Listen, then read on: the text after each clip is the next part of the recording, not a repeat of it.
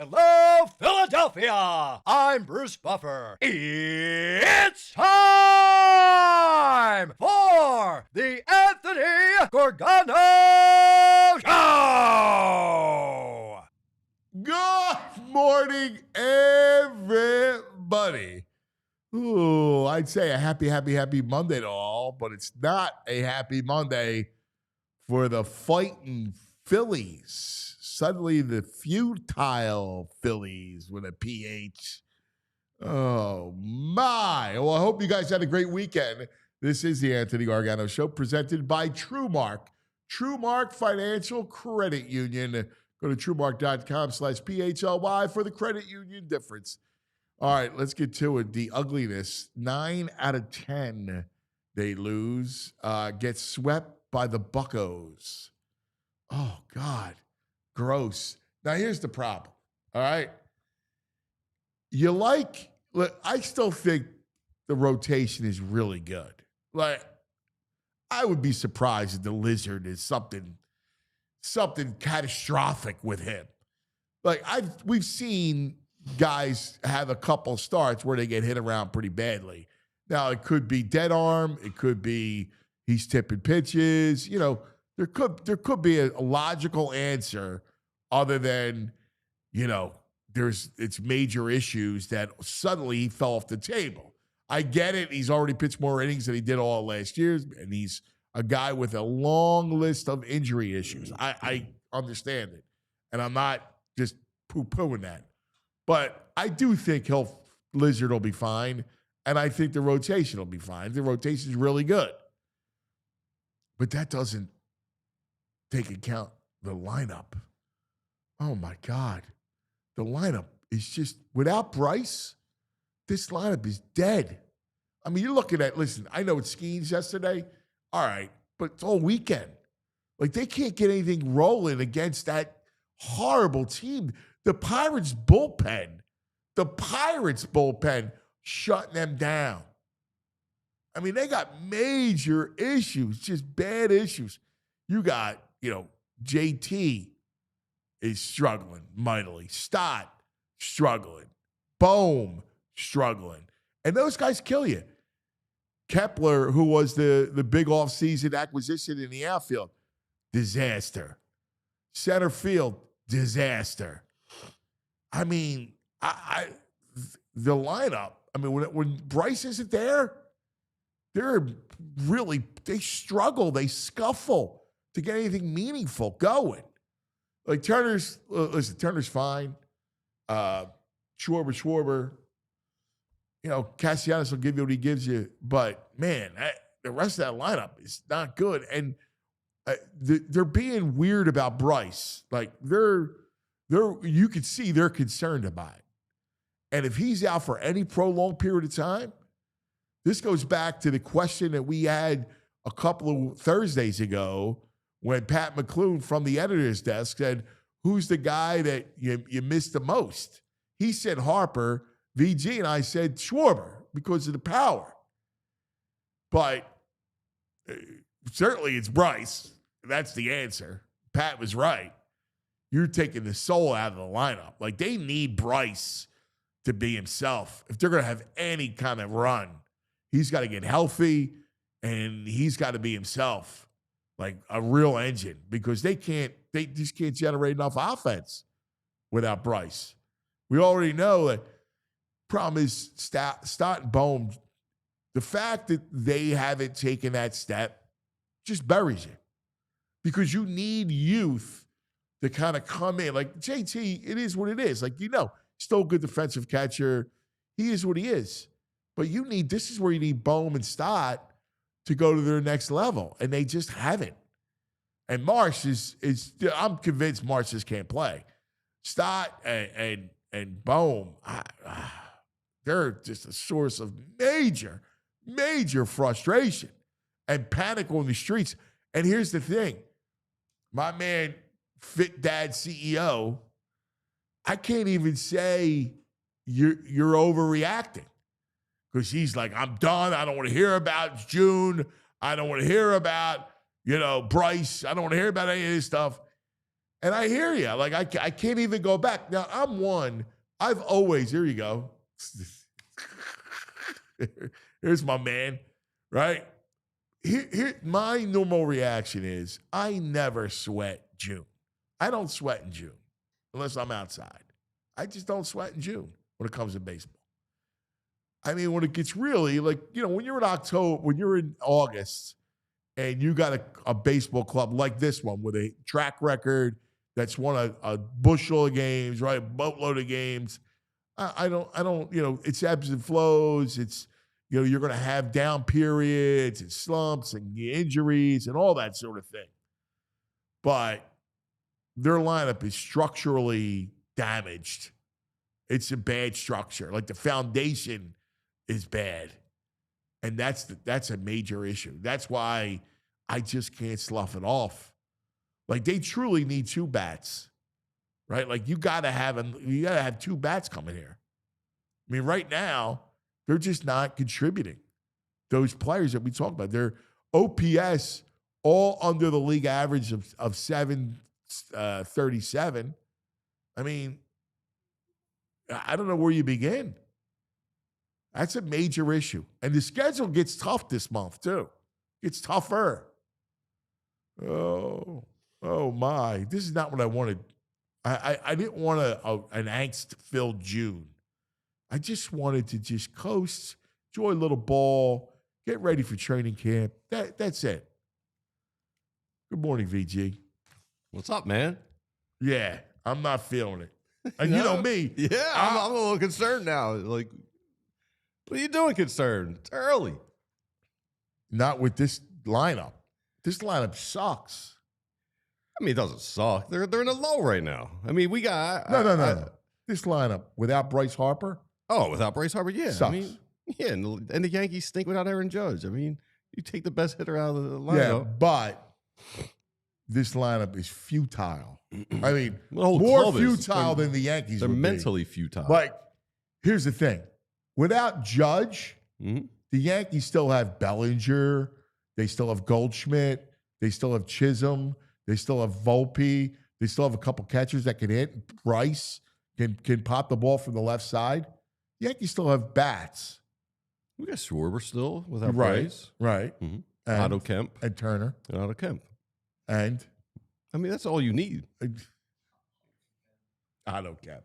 Come on, bro. Yeah, this guy settles Now, down. I know you want to go opposite of me. I'm not trying to go opposite. You were in a panic leading up Friday. All week you were in a panic. Now all of a sudden you're not in a panic after they get swept by Pittsburgh and look futile. After they express concern and worry about Bryce, like Topper's worried about Bryce. When he says he's worried, that really makes me panic.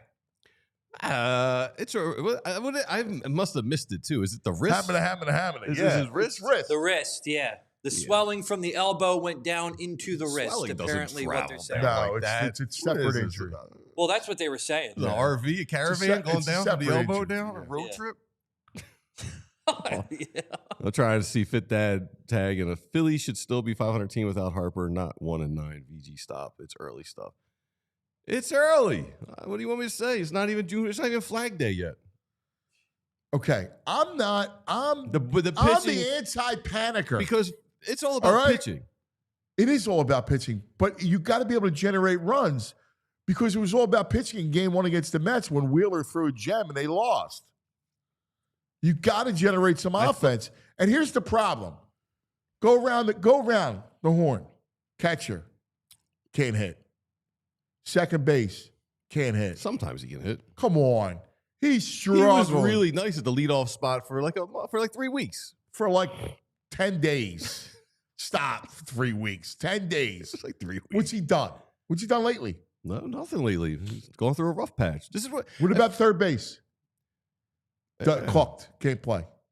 I can't play. You know what I'm saying? Like, I don't know. he's not giving you. Bohm isn't giving you what you need him to do. He hasn't. I've been patient with Bohm, and he hasn't delivered. See, I just And I don't know. They all of a sudden they're gonna daycare is gonna turn the corner. So what about center field? Well, center field stinks. What about They need 2 outfielders. What about right or left? Okay, I mean, yeah, left. they need 2 outfielders. They have. They need 2 outfielders and at least one bullpen arm. right. And Well, if they get one good outfielder, I can live with crap in the center field. You basically have 7 batters because Real Muto at this point is not a batter. And then you Bohm's have not Rohan. either. I mean, Bohm, he's not a power guy. He still can hit. I believe he can hit still. Yeah. Has he? Yeah, he started out like 120, and now he's got his average up to like... Still, his OPS is still under the league average. Yeah. Well, yeah. Well, Stats, what? man. It's just stats. Yeah, I know. I'm looking at my eyes. And I see bad at bats. I don't know what he's doing. That ball yesterday, did he think it was a fastball? I mean, it was right over the middle of the plate. Sinker right over the fat of the plate. And he double plate chopper. I pride myself on See, I feel not like reacting emotionally, I have nothing to base it on because Dombrowski's done nothing except the Sixers. at the deadline. But I just think stuff's happening at the deadline. You got to have a lot of stuff happen. They need one good bat and a decent bullpen arm. I think you can get an outfield bat. I mean, of all the things we got to get, we don't have to get pitching. Pitching's like the most difficult thing to secure. I feel like everybody who's come on to talk about the Phillies has said there is no one out there. There's no bats in the outfield right now. There'll be bats. Like the Yankees are looking for a bat. So many other You can teams get are looking Cedric for an Mullins if outfield you want, bat. once he comes back off injury. Let's go get another left-hander. Yeah, probably. Another left-handed hitter. I mean, you keep an eye on the Diamondbacks. There's some players that they liked on the Diamondbacks. They're going to be out of it soon. They have no pitching. They're going to be sellers. I mean, Would you get Christian Walker to play first? Yeah. I He's would. Houston. Yeah. You know. I would do that, but Houston's in it, right? Houston's playing better. Well, I don't know how long they're going to stay. Listen to this outfield over the last few years we've had. Odubel Herrera, Christian Pache, Dalton Guthrie, Bradley Zimmer, Oscar Mercado, Matt Vierling, Whit Merrifield, Josh Harrison, David Dahl, Jake Cave, Cal Stevenson, Weston Wilson, Max Kepler, Johan Rojas, and Brandon Marsh. Oh my God! Dude, there's not a player in the bunch. There's no. Like, outfield has been a wasteland. You would think the easiest position to get is an outfielder. Yes. Who could actually hit, and they can't find that. No, I don't understand it. They've been drafting for years in the outfield. Nothing. Would you take Trout if they gave him to you? No. I don't. I feel like this team's already a little cheap. If they gave him to you? I mean, No, I'm saying they give you Trout. Like, you're not trading anything for him. No, I'm saying I think they're a little strapped financially with they don't want to hit Well, certain I mean, levels of luxury levels. Listen, the only way you're gonna fix the thing is if You don't fix it with him? Well, I mean, he's a part of it. Like, you have to pay for it. No chance, dude. I'm not fixing it with. He's like a 45-year-old with all the injuries he's got. He's not 45 years old. No, I mean, but that's what he plays like. The way, Yeah, I but mean, he still can come back and just hits home runs. Another one. Yeah, if he comes back and when he comes back. But listen, I get it. I gotta say, Fit Dad say this is like a disliked team. Like, I mean, we're frustrated, but he's like Sixers and Phillies are fighting each other for the most disliked team in the city. It's not even close to the Sixers, the Phillies with me. No, I don't think so.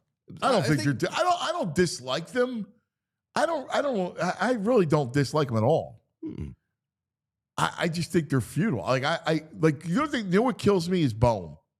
Bohm kills me. Stott kills me. Like, I think you can't live with that kind of production. Well, we were like delusional. There was a long time where people were thinking Stott could win a batting title. What were we all smoking? We bought into that. Well, what we expected was a guy to take the next level of the next rung up, right? Like, he listen, I'll never forget that Strider at bat, right? Like, when he found off pitches and he got around on them. Like, that was legit. Strider was humming then. And he he had whatever it was, an 8-9 pitch at bat against him in the playoffs, and he yanks a ball into the right field corner. Like, that was an amazing at bat. Like, I saw a lot of at bats like that. Right. And I figured that, listen, I think the kid's real. I don't know why. I thought Bohm was real. This plate coverage, man, what kills you too is they make so many unproductive outs. Right? Like, they don't give you good at bats. Like, that's what bothers me about this crew right now is that it's not tough luck. Listen, tough luck is a part of baseball. But they're not giving you good at bats and good outs. Horrible at bats, but that's been the MO of the team. You thought it was going to change. That Bowman at bat at the end, that was horrible. First and second, one out. You got to do something. You have to. And he does that every game. It feels like. Well, it feels like the whole team is in the double plays every time. Someone told me last night they're average with runners in scoring position or the bases loaded. It's just atrocious. Yeah, a lot of get-ups, grounded to double plays. And it feels like this team GIDP. A lot of get-ups. Even Sosa, who was hot as a part-timer, he stopped delivering. I feel like when this team goes through it, the whole team goes through the slump at the same time. I feel like this is the exact same thing last year where Jimmy Stakes was talking me off the ledge, but it's like the whole team goes through a slump at the same time. It's like infectious with these guys. Well, it's true. It's a good point. Like they went through that slump, that mini slump against Arizona in the playoffs. I don't know. They went through slump against the Mets. I don't know if they also start pressing. I don't understand it. I mean, we've seen they can hit. We're talking about Bohm and Stott. We've seen that they can hit. Yeah, but not consistently. That's the problem with Bohm and Stott. It hasn't been consistent. Bohm's been more consistent than Stott. I mean, since the All-Star break last year, he's been terrible. Since the home run derby and the girlfriend. He just hasn't been himself. I mean, how do you count on that going forward? Especially when you have an aging catcher he's just atrophied. Like, he is what he is right now. And Castellanos has never been what we thought. A 35, 40 home run guy. Yeah. That's not who he is. 2025. Yeah, he's 2025. And, he'll have productive. The contract, 25 a year, was too much. It was too much. But, I mean, he's going after this year, right? Is he one more year? He's got one more? Yeah. Yeah, I don't know if you could move him. Maybe. You might be able to get a third baseman. He's not even an issue. No. Honestly, he's not an issue right now. It's everybody. It's center field. It's left field. It's second and third. Yeah, I don't know if they can. Is it easier to get a third baseman? A lot of people looking for outfielders. Can you get a third baseman? Move Bowman to first, move Harper to the outfield. I don't know. I think Dombrowski's got some flexibility here. And I think his plan, I thought we talked his plan the whole time, get into the season, see what we got, and at the deadline you make your moves. that was for the outfield. But that did not account for the struggle, the major struggles of second and third. And what you thought that one of the outfield spots would be all right. You hoped. I mean, I don't know if we really thought Kepler was going to come in and do much. Well, we're stuck with Rojas. I thought he would do more than what he's doing. I wasn't in love with it because I was another left-handed hitter, and I was. You know what I was hoping for?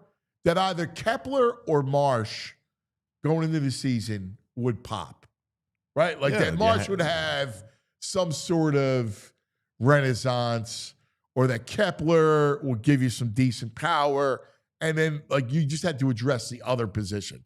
Like I'm thinking, you know what, one of the two should be able to be decent. Well, you thought Kepler, but then I mean, you look back in hindsight. No, I mean he's with the Twins forever. They let him walk. They had to see something. You would think he should have been a lifer I agree. Twin. I'm not arguing with it. Yeah. I agree with you. But I feel like Bohm was doing. Bohm looked much better. He was in like the 7-hole. Now they have to move him up because the lineup's out of whack. They need a right-handed bat. I mean, they got to get a right-handed bat somewhere. Yeah, and that's the problem. Again, when you look around baseball, I don't know. I mean, I don't know who is going to sell a right hand and what right-handed bats you got. Well, I mean, you brought up Rooker on Friday. I mean, I would make a play for him now. Oh, at this point, they can't wait, especially if Bryce is going to be out any extended period of time. If Bryce is out 20 games, I mean, they may go 4-16. They got no life. Their vibe stinks. And the schedule, their morale's bad. And the schedule is not helping them.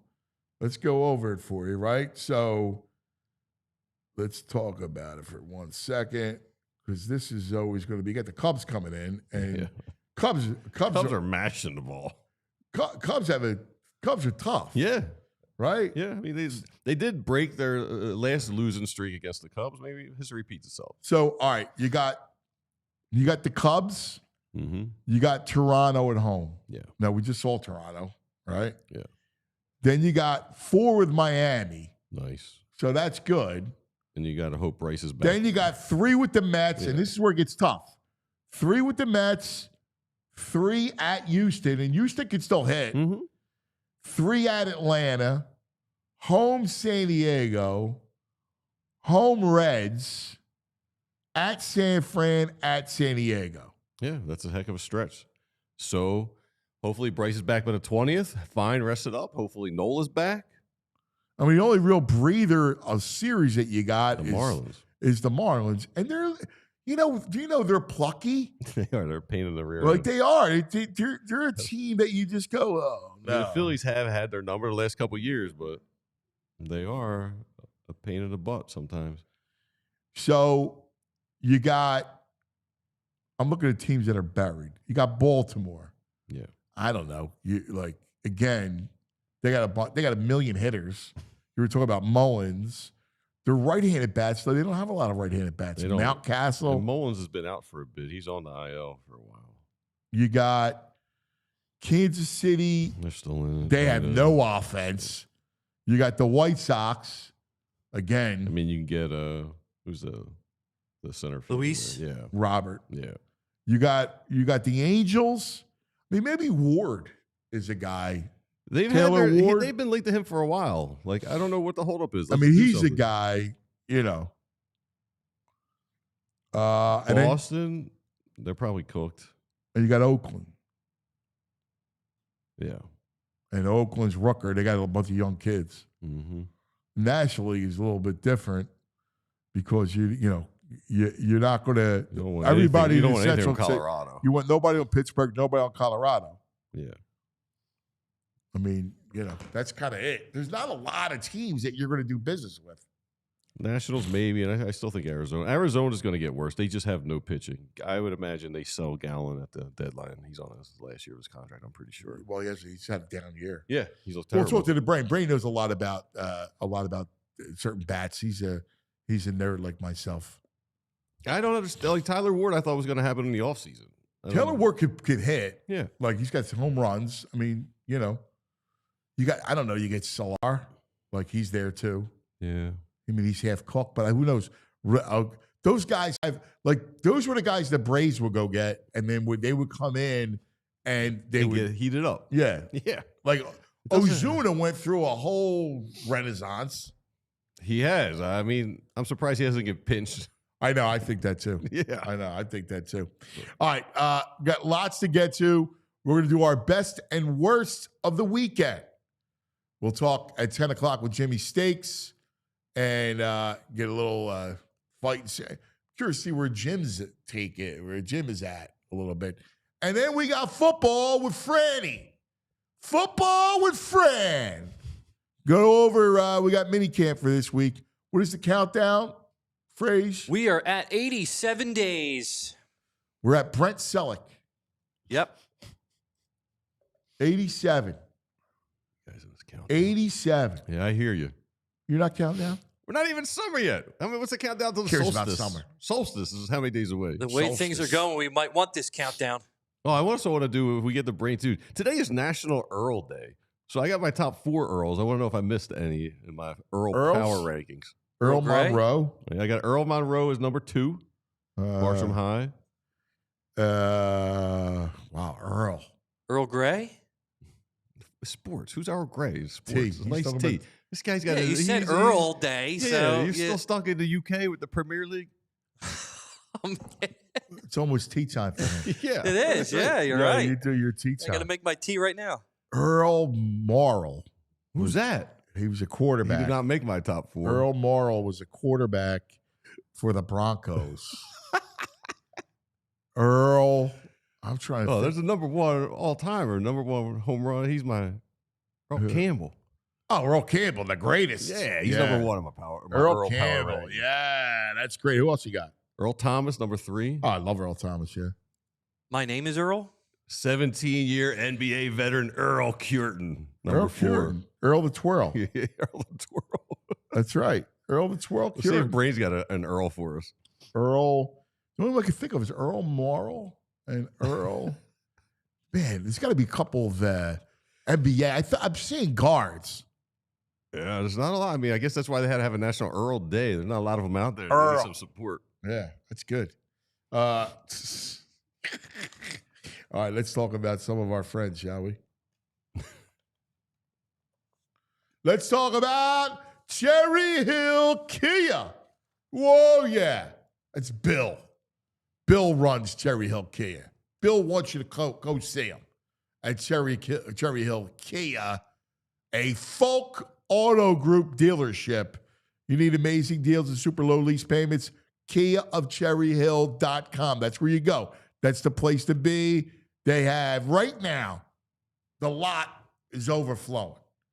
They got 450 new Kias to choose from, over 40 Tellurides, 100 Sportages, 35 Carnivals, over 75 Celtos, and over 80 VG's favorite, the Soul. Yeah, I'm a soul man. You are. We got. By the time this thing goes, we got to get you in a Soul.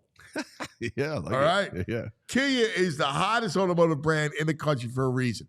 7 of their models received 2025 Car and Driver Editor's Choice Awards, which is amazing considering that there were 450 models tested and only 20 received this award. And they got 7 of them. 7 out of the 20 from Kia. Kia, baby. And they also have the best warranty in the automotive business. 10 years, 100,000-mile powertrain. 5 years, 60,000-mile bumper to bumper. Stop in today. Tell Bill. Ask for Bill. All right? Big Bill. Ask for Big Bill. $100. You get a $100 restaurant gift card just for taking a test drive. All right? They want to feed you. And you'll get the Cuz deal. All right? He's going to work out a Cuz deal with you. All right? Drive home your new Kia today. Just minutes from all bridges are available online 24/7 at KiaofCherryHill.com. I know people buy Kias elsewhere. I just don't know why.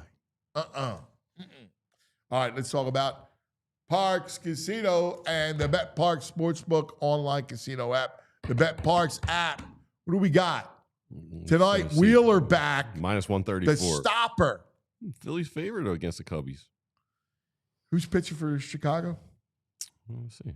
Take a second. 134. You know the Phillies are going bad when they're only favored at home with Wheeler on the mound, 134. I mean, Cubs are in first place team, aren't they? Doesn't matter. Boyd's having a good year. Oh, yeah, lefty, too. Oh, another lefty. Yeah. Oh, no. Oh, I can see it. It's going to be 1-0 Cubs, right? Wheeler allowed first inning run, and it'll be 1-0 Cubs That one run's going to feel so insurmountable. to the 8th inning. Ah, God. Anyway, hockey's back tonight. One of my best and worst of the weekend, where the best was Friday night. Ooh, that game. What a freaking game. Double overtime. Hockey's been outrageous, the hockey playoffs. That's for sure. So you can check that out. What's tonight? The series shifts. Yeah, Panthers Sunrise. heavy favored, minus 143. See, to me now, I would go Edmonton. Yeah, I would too. I That's think it's too just much. the way it's going to ebb and flow in this series. You know, I think you just got to travel on the road team. Yeah. You know, because they're going to be a dog. You get plus 120 with Edmonton. You know. So check out the Bet Park Sportsbook online casino app. They have it all the sports, same game parlays. I know Brain will have some fun with the Phillies in the total, the mashup. Oh, he loves the mashup. He loves the mashup, right? So check that out. Also, mind you, right? You have all the fun games, all of your online live dealer blackjack and roulette, craps, baccarat. Are you off the baccarat? No, I still do the baccarat. Yeah? Yeah, because it's simple. And then you do Build up a little bank, a little go ahead Goonies. then you do your slots. Yeah. Barney Rubble. Gotta get a little slot money. You still in Flintstones? I didn't do the Flintstones this weekend. No? No. They got this one, Huff and More Puss. More Puff. It's like Huff and More Puff? More Puff. It's like, yeah, I played that for a little bit. I'm not really into like the big bad wolf stuff. That was Oh, all right. Yeah, but Sky Queen was good. Okay. Well, Da Vinci and diamonds. Da Vinci, that sounds good. Yeah. I'm in on a Da Vinci. Yeah. So check out the hot online slots. New customers get up to $1,000 casino bonus back if you're down in the first 24 hours. You got to be in PA. You got to be 21. You got to be in PA, New Jersey, Michigan, Maryland, Ohio. Gambling problem? Call 1-800-GAMBLER. All right, let's hang with our man, the Brain. Brain. Red, the brain finder. Top of the morning, Brain. Good morning, buddy. Here at the airport on my way to Costa Rica, my friend. Oh, that's right. You're going to Costa Rica. Yeah, first time. Looking forward to it. By the way, I got 4 Earls for you. You ready? Yeah. I don't know if you named these. All right. Earl Monroe, I assume you got? Yeah, maybe. put it loud. Okay. Give me some All right. volume. Okay. Earl Monroe. Okay. Earl Monroe. Earl Boykins. Earl Boykins. That's a good one. The Earl Boykins. Strom. Earl Strom, the That's NBA another referee. one. The Strom. And then the manager, Earl Weaver. Earl Weaver's Weaver. a good one. Yeah, someone gave us Earl Weaver. That's a good one. So, Those are the Do you 4 I came remember up Earl with. Morrill? The quarterback from the Colts. Yeah. someone gave me Earl Anthony. Does his name? He was a bowler. No, Bowler, the the greatest bowler. bowler of Best all bowler. time. Yeah, that was a good one. That's a great one, Earl Anthony. Apparently, there's there. a heel WWE referee called Earl Hebner. They said he's an all-time. I knew heel. him. I know him. I actually know him. Embarrassed to admit. No, that's great. Yeah. Those are great mean, Earls. Earl yeah, Boykins is a good one. VG, do you remember Earl Boykins? How tall is Earl Boykins, VG? Oh, I don't even know who you're talking about, Earl Boykins. Yeah, he's like 5'8". Oh yeah. Not even. I think he's 5'5". I think he was 5'5". I think he was the second smallest player after Muggsy Bogues, I think. But I'd have to look that up. But he was really small. 5'5", Yeah, 5'5". Earl. Yeah. But he probably played 10 years, I think. He played a long carved out. Yeah, he played a while. Yeah, played a He long did. time. He played a while. Yeah. Let's dive into a couple things. Then we're going to do the best and worst of the weekend, and then we'll go with our plays. But let's first talk about the Phillies. And listen, you're a box score guy, all right? This lineup really needs help, right? It needs a right-handed bat, seriously. And looking through the standings, the only guys that look like they'll be on the move. You got maybe Rooker in Oakland. You got No, they signed him. They signed him long term. I don't think so. I'm hoping that they have all those young guys. I don't think they're going to move him. They signed him long term. I would be surprised. I know. Maybe Taylor Ward's a guy I think the Angels will trade, and Solar is a guy the Angels would trade. I know. These guys aren't taking it to heaven. Maybe Luis Robert, but he's been bad now for like 3 years in a row. Ward's actually got a little. Ward's been hitting some home runs. No, he's been solid. But you know what, Anthony? The one thing to me that's actually changed a lot in baseball. If you say to me, what has changed from the last like 20 years, where I remember trade deadline stuff, everyone always wanted pitching because it was hard to get pitching. Now I feel it's harder to get the offense. No joke. I think the offense is harder to get. That's why the Phillies, when they sign like a Kyle Schwarber or Bryce Harper, thank God, right? Because it's not easy to find. There's just no bats available. And it's, obviously hitting's more reliable than pitching. And there's just nothing there, right? It's like it's going shopping and it's during COVID, right? The stores are empty. It's just, there's just not a ton to get. And I agree, they need an influx. I had a weird feeling, not a weird feeling, I don't think I was out on the limb. I thought JT was hitting the end, and I thought last year was probably gonna be the last of his good years. And I think he's now, look, very rare for a catcher. I think they saw that too. I think the first of all, he had no catcher in the system ready. Well, the Logan O'Hoppe deal was horrible. Right. Because, I mean, he obviously is a stud. And I mean, if he had a guy like that, but whatever, it's spilled milk. But yeah, they don't. And I think they knew, and they also needed a veteran to handle their pitch step. They knew that they were going to ride on their rotation, and you need a guy that they trust to throw to. Yeah, no doubt about it. But again, like in terms of what can they add, Anthony? I mean, it's just not. Well, it's like it's hard to go shopping when the stores are barren, right? Well, let's look at it real quick. Let's try to shop. You don't want to shop in Colorado. No, there's nothing there. They did the impossible. Arizona. Well, Arizona. Okay, now Arizona is interesting because Arizona is over the luxury tax, and they paid Corbin Burns $1 zillion out for the season. What about The 3 games. Gurriel? You know, it's funny. He's had a solid career. This year, he's been awful, if I'm not mistaken. He's Yeah. had a good track record. Not great. He's always been But like, you're you going to know, have to listen. like a solid There's out. no That's probably perfect guy to get, so you're going to there's no have perfect out to of that. look for a right-handed bat. Gurriel is a guy with a track record. He's a guy with a track record. You're being fair. And he's had more good years than not, for I sure. mean, you're not going to get You know, Suarez. You know, they could maybe get, now I don't know if he's available or not, but this was a guy in the offseason. I didn't understand why more teams didn't go for him. Josh Naylor, again, I guess they don't like these guys who hit 40 home runs anymore for whatever The only reason. But problem is Josh, he's a lefty. I understand that, but he's a productive bat. He's a guy that Yeah. I'm guessing he's hitting 300 with 20 home runs. I mean, this is a guy who's actually been good. That No, led the I'm with you. Cleveland last I year like and- Naylor. I do. I like Naylor. My only issue with Naylor is he's left-handed, and the saying, gotta beggars have a can't be right-handed choosers. bat. I get it, but as I said, beggars can't be choosers. To me, if that's one of the bats you actually do have the ability to acquire, it may not be ideal, but it's like, how many other guys out there are there that can even really? I mean, I'll have to do a deeper dive, but yeah, I think the list is really small. Well, I'm going to go through it with you. Okay. I mean, we're not shopping at Pittsburgh. Cincinnati's not. Brian Reynolds, maybe Brian Reynolds, but I don't know. Yeah.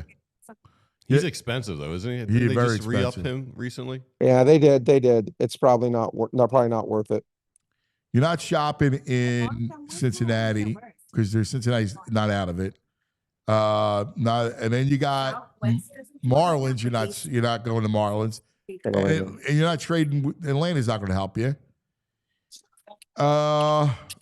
In the American League, you got Oakland. We talked about Rooker. You got the Angels. You got The Angels, Texas. sure. Yeah, Texas. I'm sure guys like Adolis Garcia will be available or someone like that, but I don't want that. To me, that doesn't do anything. What happened To me, to Garcia? What happened to him? He went down. He just another one did. overnight. Yeah, he had a great year the year they won the World Series, and he was tremendous. But Even last year, Again, he had decent numbers. he was, but he's always been a poor contact guy that always, listen, you're seeing it with, that's why when the Giants signed Willie Adames to a 7-year, $200 million contract, I'm like, I was thinking to myself, Buster Posey, you're insane, because those are the kind of contracts that in the NBA, they play the expiring contract of ... When you go for these guys who don't hit for a good average and strike out a ton, that don't make contact, Anthony Santander, another one, those two players I knew when they signed was just, and I don't think these things are that hard to see. They were just going to be awful. And again, when you take one of those guys, and Garcia to me is not one of those kind of guys, I think it happens to Anthony far more than people realize, where they fall down. It's a fine line between being productive and then basically almost being out of the league. I would not go for him. You know what sucks is like I could see them coming away with like Austin Slater. That would be not even a Band-Aid. I could see them. Well, there's really nothing there, and then they go grab Austin Slater as a right-handed center fielder. Yeah, again, There's nothing that would be out like there. I'm looking. That would be right. We talked about Baltimore, right? Well, I'll tell you, many guys available. I don't know who, but Boston, because they have all these young players, they may have someone. Again, I don't know if they have anyone of note they would trade, because they have guys like Roman Anthony in the minor leagues. Doran being available, but he's another left-handed bat. They're going to trade. What? No way. I've seen the rumors out there. Trade on who? Durant. Trade who? I didn't. Durant. That would surprise me very much. I don't see that. I wouldn't see that.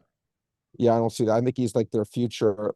Now, again, would you make a big play and say, all right, it's costing, again, I don't know if they're going to spend this money, and it would cost you on top of it. And you may say he's a DH, but Rafael Devers, would you just say, all right, after his 0 for 20 start with 18 strikeouts, he's more or less been the second best player in the American League after Judge. Devers is a nasty. He's another left-handed bat. But I'm just saying, again, if you're looking at a major guy, that's a guy who, after probably, no joke, after his first 20 bats, has probably been after Judge, the second best player in the American League to date. So that would be a real player. Trevor Story's having a bad year. Right. No, Trevor Story's having a bad year. Exactly. He's hitting 210 or whatever it is in Fenway Park. when you're hitting 210 in Fenway, to me, that's just not a good sign. Oh. And again, how much was his career Coors Field driven? And then he's 3 years left on the contract, paying him $30 million a year. They're not going to bring him in. I mean, but again, all these guys that we're talking about, they all have fleas. Mm-hmm. But you're going to have, but you gotta hope you got bug spray. Yeah, well, no, you're right, Anthony. Again, you have to hope that you get a guy that Because this ain't cutting it, Brain. Well, you know, I would maybe go for it. And again, he's had a decent year. If you look up, and this again, please let me know this is bottom barrel shopping where it's costing you nothing. But this guy, and if you bring up his stats, I think he's always been a guy that has had very decent power that will cost you like a song, and a song that's like on the 99-cent rack, not even like a good song. Mike Cashman of the White Sox. Yeah, I another think he left-hander. I'm trying to just get any bad Anthony. I know, and I hate to keep pointing that out, but they're so out of balance. Yeah, they are out of balance. But again, but forgetting being out of balance, I think they just need hitting in general, though. I mean, I think all of it's not good, so to speak, right now. But these things do go in streaks, as we know. People go through cycles. From the White Sox. Yeah, I'm just saying he's nothing. I'm not saying he's great. Please know that. But he's a guy that I think could hit 20 home runs. Right, but he actually does have power. I think he can get on base. Yeah, and be semi. And he's not going to cost anything. Benintendi, like they got, they have those guys. But Benintendi has no. But Benintendi has no power. I think Cashman actually has a little bit of power. A little bit. And Tampa Bay, I don't know if Tampa Bay, they have so many hitters, Tampa Bay, on their team. They just have a lot of guys they run in and out. Maybe they're always looking to trade. I feel like maybe there's someone on there that, is O'Hearn's a lefty too, right? Yeah. Mountcastle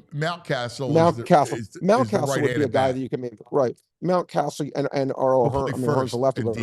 But O'Hearn's hitting like 320 with like 10 home runs. He's been solid. And again, I'm sure you could get him for not much. Or Mountcastle's been bad, right? He's probably hitting around 225 with like 3 or 4 homers. Wind up getting. Right, and you probably could get him for like not that much. So if you wanted to get that right-handed bat, that Baltimore would be a team I think you could actually say, all right, they clearly would be on the market for making a trade. I think that's probably your best bet to me. All right, well, that's your look at the deadline of the hitters. It's not something that gets you excited. That's for sure. It's not. Morel. Well, on Tampa Bay, the problem is with Christopher Morel. He had a really nice year with the Cubs 2 years ago, and his last 2 years, he's probably been a sub 200 hitter with Denmark. He's not even hitting for power this year. I think he only has 3 home runs. 5 home runs. No, this year. he might. He's been a platoon player this year. He's boned. He's Dave Kingman without the. He's Dave Kingman without the power. It's not good, man. All right, let's dive into the best and the worst of the weekend. We'll go the worst of the weekend. And let's start. We'll go around the horn. Worst of the weekend for you, Frazier. Worst of the weekend for me. Man. I had a pretty decent weekend, so I can't say anything was bad. So I would have to say, understand the concept? Can you just play along? The Phillies, watching the Phillies was, I think, the worst part of the whole weekend. All right. Brain. For me, it was actually, I'm going to go a weird kind of thing here. I'm going to say, Sablenka, after she lost to Coco Gauff, did you see her press conference? Yeah. She annoyed me. Yeah, she really annoyed me. She's like, Coco won because she was able to win in bad conditions. That's the only reason she won. That really ticked me off. Where actually will now be rooting. I didn't say it. Yeah, she said that. I'll be rooting. Not that people care who I root for or against, but I will be rooting against that woman the rest of my days because she annoyed me that much with how petty she was. Like she was really took away total credit. She's like, the weather was impossible to win. That's the only reason she won. It's the worst I've ever played in my life. But I give her credit. It's the worst I've ever played in my life. But give her credit for beating me in horrible conditions where no one could play. It was so demeaning. I felt I was like, come on, you can't do that. She's awesome. Coco, she handled it pretty well in the press conference. Yeah, lose with class. Come on, you can't talk like that. It's just you don't do that to your European. Make great villains, man. Belarus. They make great villains. Yeah, I mean, I did not like Eastern Europeans, they're a good villain. Yeah, they are. She's a villain right now to me. Yeah, that's good. That's a great answer, Brain. See? Every that's an answer. I thought Every he now was and going No, to I complain. had a good weekend. I did. Okay, well, it's not personal. It's about sports. Got a new bike. I had a real good weekend. Yeah. Mom made some good chili this weekend. It was great. What do you got? I got a Chili. visual. One of our own hurt me this weekend. Really? Oh. Yes. One of the greatest, maybe the greatest human being of all time. Hurt you? Hurt us. Baldy put up a picture this weekend. And he's wearing Cowboys gear. And No. I don't like it. He went swimming. He's got like a swimming suit on, a shirt on with the star on it. Oh, no. With the star. That hurt. That ruined my whole day. Baldy! I must have showed like 10 friends. I was like, oh, boy, he's wearing this weekend. It's brutal. Oh. Yeah, it's a tough And look. I love that it was VG Violation Man who caught this because that's an excuse. Well, I mean, Anthony, you better point this out when he's on the show next. Yeah, he'll be Oh. on more. Yeah. That's heartbreaking. Yeah, I mean, and he's a class guy. He's a class above the Cowboys. You he know what shouldn't he's even gonna say? demean himself by putting that star on. I play for. I I play play for him. I got friends there. I play. Come on. I don't root for a team. I play. You for also played for the best team in football right now. Wear the Birds gear. Yeah, he's gonna. He'll get defensive over Oh, that. of course he will. We'll save the picture for tomorrow. Crop that Yeah. photo out at least before you show it, before you throw it out there, A Baldy. little higher up. Yeah. Yeah. No, listen. I hear you. All right, let's go to more positive. The best of the weekend. What do you got, Phrase? Sunday French Open. 5 hours, 32 minutes, whatever it was. I was just electric watching that. That was electric. Yeah. I mean, It was one of the greatest tennis Listen- matches I've ever seen. Yeah. really. Yeah. It was Sinner had him choked, and then he just couldn't get it together. I thought he came back in the 5th set, but he got a bad call. You see the one call that was like clearly out on Sinner, and they didn't do anything about it, and he seemed to be off his game after that. Wow, look at that. I mean, It's it's a tale of amazing. two halves right there. 3-7-6s. That's outrageous. I don't know how they play for almost 6 hours. Oh, you're dying. You're dying. Yeah. You imagine The all legs. the electrolytes you lose Yeah. and how exhausted you are? You know what I liked about this as well? The sportsmanship that came from Alcaraz. Because there were a couple serves that were right on the line, and he went up and was like, take the point. He could have easily just let them not give him the point, Sinner get the point, but he went up with the sportsmanship and gave him the point. It was really nice to see.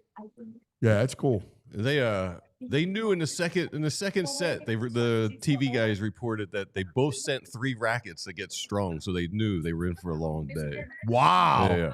Oh, that's wild. That's awesome. Oh, I didn't give you my my worst. My worst was Italy, Norway. Oh, man. Italy, it's a World Cup qualifying match. Italy not only lost, they got destroyed 4-0. And they're usually a defensive team. They gave up 4 goals. They lost 4-0. What? To the Norwegians. And I look at the Early Holland. in the qualifying tournament. They're winless. They haven't been. Have they missed the last 2 World Cups? They may lose. They may not make the World Cup. Yeah, they were there last year. Or The one 4 World years Cup ago. that's going to be here, I was like, oh, well, maybe we'll get Italy. They might not even make it.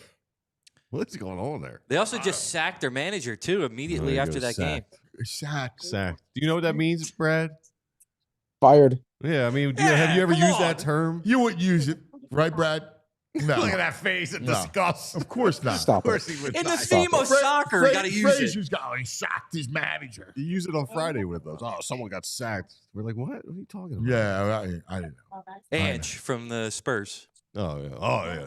Tottenham. From Spurs. Tottenham. I think Top when he manager said got Spurs, of course. I think San Antonio. Yeah, of course, because you're normal. All right, come on. Brain, your best of your weekend. Well, I got to say, VG, I respect. It definitely was the French Open, but VG, you said he choked it away, Sinner. I'm gonna have to politely disagree with you. Sometimes in sports, you can lose without choking. Like Josh Allen when he lost against Kansas City, 48-42 in overtime. Did he choke? I can't really say that he did. I'd say that it was unfortunate that they went down and scored with 13 seconds left. Yes, he had a 2-0 lead. I get it.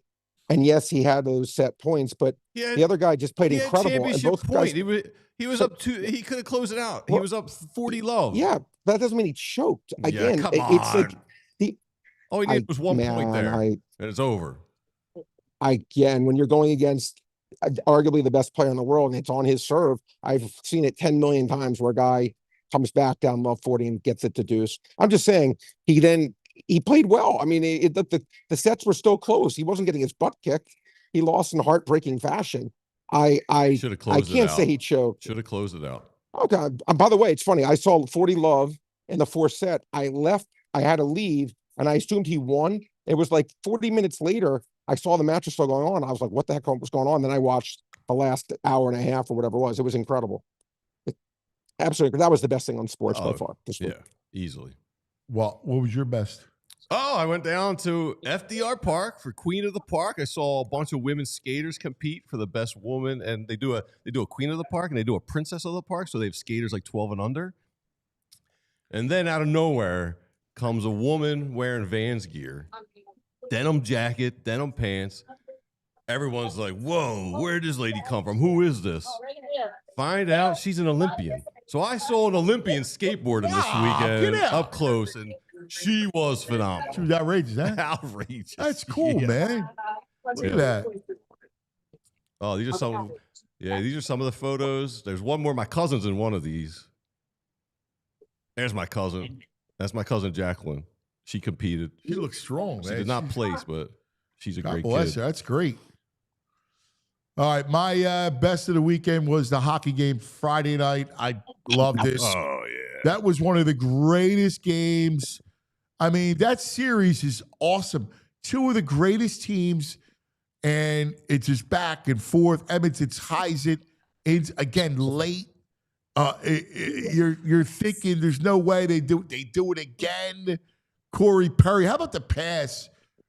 Tic-tac-toe was unbelievable to Draisaitl. And then Florida comes back and wins it in double overtime. What's just a shame was the way the game-winning goal, Anthony, for such a great game was so like weird, right? Yeah. Like he didn't even shoot the puck. It was, Yeah. But by the way, that actually was right there with the tennis match. I texted you, Anthony, and that was one of the best games I've ever seen. It was the quality of chances, the breakaways, the excitement. There really is nothing like playoff hockey. It really is like, it's unbelievable. It is the best. And I missed it. It was a good game last night. We kind of expected it. You and I, Brain, we talked about this, and OKC was able to fend them off. Indiana never really made a run in the second half. My fear is that's kind of how the series is going to go. I made a big bet on the opening line of laying 4 with Oklahoma City in game 3. That line's going to close at least 5, I think, maybe 5.5. I think I made a very good bet there, I think, but we'll see. I could see that. Could totally see it. All right, let's get into tonight's card. First of all, in the hockey, what do you think? Is there value? Like I was telling VG, I would go to Edmonton tonight. Yeah, that would be the easy side for me because, again, I think these games are all more or less 50-50-ish. I don't give anything for home ice. I don't give even, I just personally don't. So absolutely would be I might love to be able to get like plus 125 or higher. I think what's it right now, VG, on the park site, like around plus $1.20-ish, I think. Plus 120. I still 100% would be a side for me. I want 5 more cents to pull the trigger. And if it does go to plus 125, I will bet Edmonton. Yeah, I'm fascinated by that. If it goes to 125, you're in. 120, no. And then also, you're like, I bet I got it at 4.5. May go to 5. It's only a half point. In my world, I'm like, if it went to 7, I'd be like, yeah, I'm good. Let me ask you a question, I love the way VG. you analyze like the small little movements. VG, let me ask you a question. If a guy runs a 4.540 and a guy runs a 4.440, it's only a 1/10 of a second, right? Mm-hmm. That 1/10 of a second is worth what? $50 million when you're drafted. So yeah, small differences, but that's the difference between winning bets and losing bets, and that's the difference between being drafted in the top 10 in the NFL draft and going in the 5th round. It's all small, subtle differences. That's what all this stuff is. It's all small differences, but those small differences, it can be the difference between winning and losing. All right, where you guys stand? Oh, by the way, Bet Parks got it 5.5. Yeah, well, that's what it should be, in my opinion. I thought it should come in around 5.5. I think that's the right number, personally. But it actually briefly opened at 3.5, missed that, but I did get 4 at reduced years. So anyway, But I do like OKC. Look, I went. It's funny. I went like 0-1 in the cancellation, so I'm 80 and 68 right now, and I got I think 6 things for tonight. How about you? 46 and 41. Easy on that over 181.5 minutes of that Djokovic match on And only got 3 sets too. Yeah, I know, dude. Wow. All right. Let's get it started. Brain. My favorite bet. This is an interesting bet. Anthony, do you remember a guy named Yuri Perez? Yeah. In fact, he's got great strikeout stuff. Yes, good knowledge, my man. Yuri Perez, one of my favorite pitchers 2 years ago, then had Tommy John surgery. Yeah. First start back. Now I love this bet. I bet under 2.5 runs.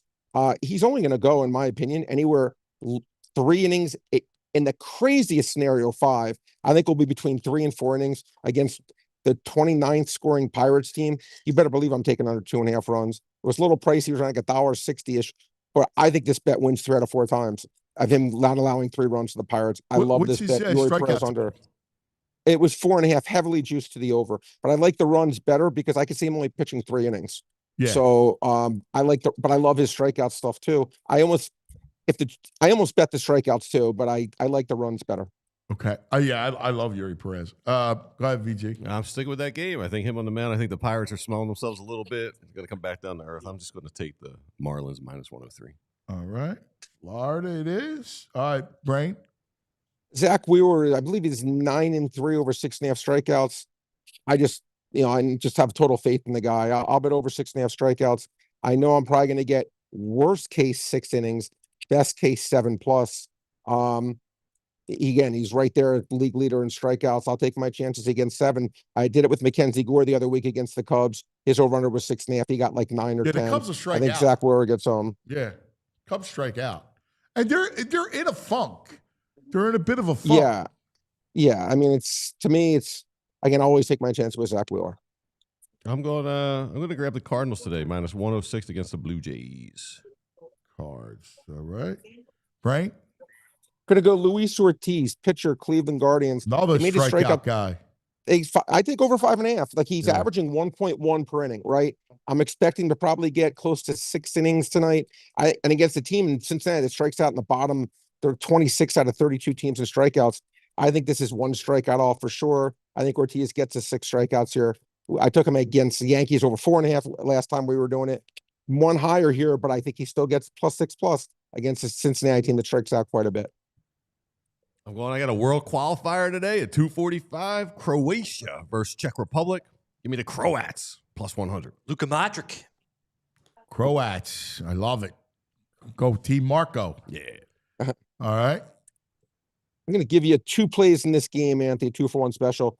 Love the Braves -0.5 run today. Chris Sale, since his first 3 or 4 starts, has been right there as the best pitcher in the National League. He's pitching like a Cy Young Award winner yet again.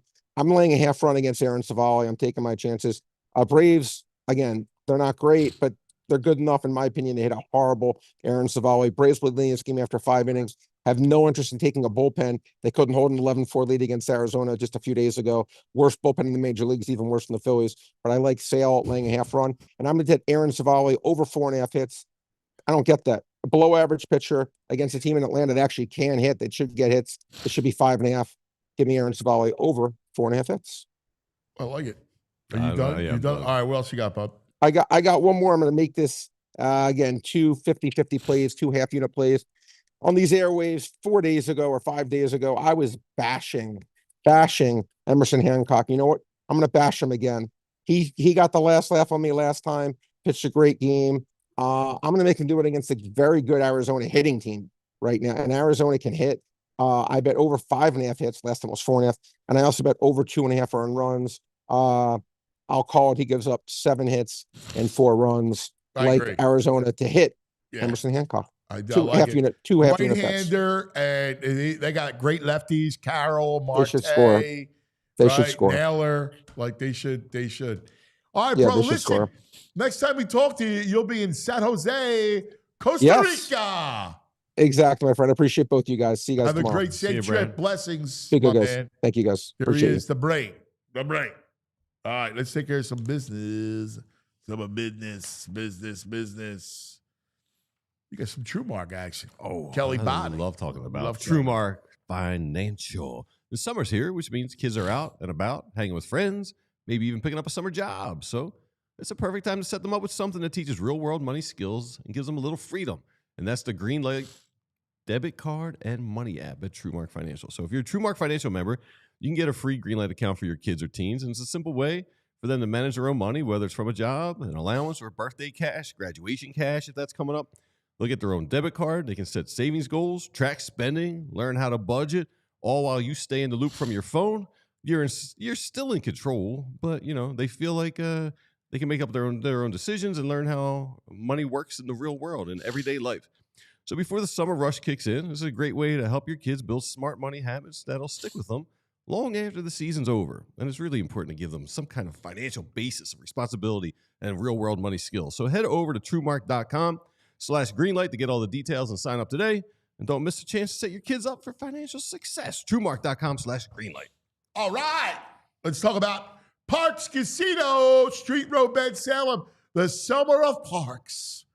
Oh, yeah, all kinds of great stuff. Hey, we always tell you about the Excite Center and all the great musical acts, comedians, and MMA boxing that roll through the Excite Center right there at Parks Casino, Street Road, Bend, Salem, Bucks County, minutes from Philadelphia, on the bridge, the whole thing.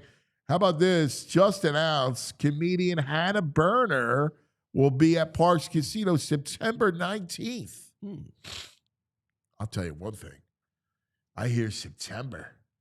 I go, wow, football, baby. Oh, man. God. Also, October 4th, the classic rock band Kansas headlines Excite Center. Carry on your wayward son. There'll be dreams when you are gone. Is it peace or dreams? I don't know. Remember, it's good, whatever you guys do. Comedian Joey Diaz, August 23rd, Parks Casino. Action, excitement, headline entertainment, thousands of hot slots, state-of-the-art sportsbook, beautiful poker room, all-weather beer garden, and a collection of award-winning restaurants. Also, tickets on sale for this crew. July 12th, comedian Mark Norman. September 6th, UB40. Red wine. September 20th, Australian Pink Floyd. So you think you can tell Heaven from hell. November 15th, Bill Murray. That's right, that Bill Murray, a night of blues and old-time rock and roll with the Blood Brothers. November 22nd, Brian Regan. And don't forget, dinner and show, Liberty Bell Gastro Pub, Parkshire Steakhouse, Bamboo Noodle House, Chickies, and Pete'sParksCasino.com to buy tickets for all shows. Parks Casino, this is how you win. You got to be 21. Gambling problem, call 1-800-GAMBLER. This portion of the show is brought to you by the BetParks Sportsbook online casino app. Clutch is out there Saturday, too. Don't forget, Clutch is playing Parks Excite Center Saturday night. Yeah? They're a good show, yeah. Oh, that's good. Clutch. All right. We're in panic mode. Help us, Jimmy. Help us, Jimmy. Full-fledged panic mode. The big deal. Brought to us by Cherry Hill Mitsubishi. Phillies in a swoon, a June swoon. Lost 9 of 10. Here to help us get through it. The legendary baseball writer himself, Jimmy Stakes. Jim Salisbury. Hello, Jimmy. Hi, guys. I'm noticing 87 days until kickoff. Does that mean that you've given up on the Phillies? Who? Well, of course not. Nobody's given up on the Fightins. 87 days. It says it right there. Yes. Well, listen, the countdown's always going to be there. And we're intelligent enough to be able to look forward to football and also enjoy the Phillies. Although they're not very enjoyable right now. Stakes. Correct. Let's dive into this thing. I'm about to break glass. Without Bryce, this lineup just can't generate anything. Yeah. Come on, man. They got 2 guys. Jokes to Jimmy. Just not a laughing matter, Jimmy. We're upset. We're worried. I'm trying to ease your pain. Though, I'm not a panic guy, but this 1-9 stretch to me is a concern. So you've been without Wheeler, you've been out without Nola, now you're without Harper, and you have been without Harper. Trey Turner's pretty much hit all year. Kyle Schwarber's pretty much hit all year, been really productive, had a great year, but Schwarber tails off a little bit on this trip, which, hey, that's fine. He's allowed to. He's human, right? He's been carrying them. He's awesome. He has a little bit of a lull, and now you're looking at 8 Cole bats and Trey Turner. It's really troubling. So they've lost 5 in a row, and 3 of those losses have been 2-1 losses. So you've gotten great pitching and no offense. It's Anthony, they got shut down by the Pirates bullpen. Forget about it. I get Skeens, but the Pirates bullpen has shut that down all weekend.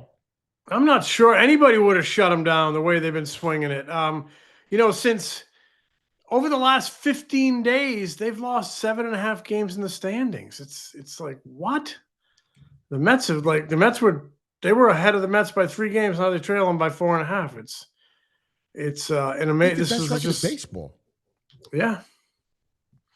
They were the last team to 20 losses, and now they're 1-9 in their last 10. There's plenty of time to turn it around, but with what we're seeing, so much inconsistency, you just wonder the level they're going to turn it around. I still think they're going to play in October. I'm not, ready to say they're not, but they need to play better, and they need some help with the trade deadline. Yeah, I mean, here's the issue, because I agree with you. I've been steadfast. I don't panic in June. It's June, not when you have a team with a track record. But this is different because first I'll ask you, what are you hearing about Harper? Because when Topper is worried, that makes me worry. What do you hear about the wrist? Just what everybody else has heard, because he kept it under wraps, and they've kept it under wraps. That he had obviously it hurt him from like May on last year, which would have explained some of his drop off in power numbers and overall production after he was the player of the month in May and June. And he said it bothered him even after the season, into the offseason, went away, and then it kind of cranked up again here as the season started. So they're giving him a rest, right? To try to knock it out of there with a rest and treatment. What concerns me, makes it worrisome, is he just had a 6-day rest after he got hit on the elbow, which is unrelated to this. And then he needed to go on the IL after just 3 days. So, I don't know what to think. Given that it's lingered for so long, is 10 days on the IL going to knock it out? I don't know. And if they don't have a healthy Harper, what are they going to look like? Because, you got a big hole in the lineup the way Stott is going right now. He's been struggling since May 1. You got a big hole in the lineup in center field, big hole in the lineup in left field, and JT hasn't hit. So you got a bunch of dead spots, like the old Boston Celtics floor, at the old Garden with the dead spots. You got a bunch of dead spots in this lineup. So, and they're wasting a lot of good pitching. I know Luzardo struggled twice, and it's like head scratching, and it's historically bad. But they've gotten a lot of good pitching that they've wasted here in the short term. Yeah, I know. But let's go through it. All right, let's go through the lineup first and some of the struggles. But so we know about JT, right? That's just is what it is. Stott, dude. I don't know. I wish I had a good answer for you. He just sometimes doesn't seem like he's on the fastball. I mean, he had that pretty good run where he was working counts, getting on base.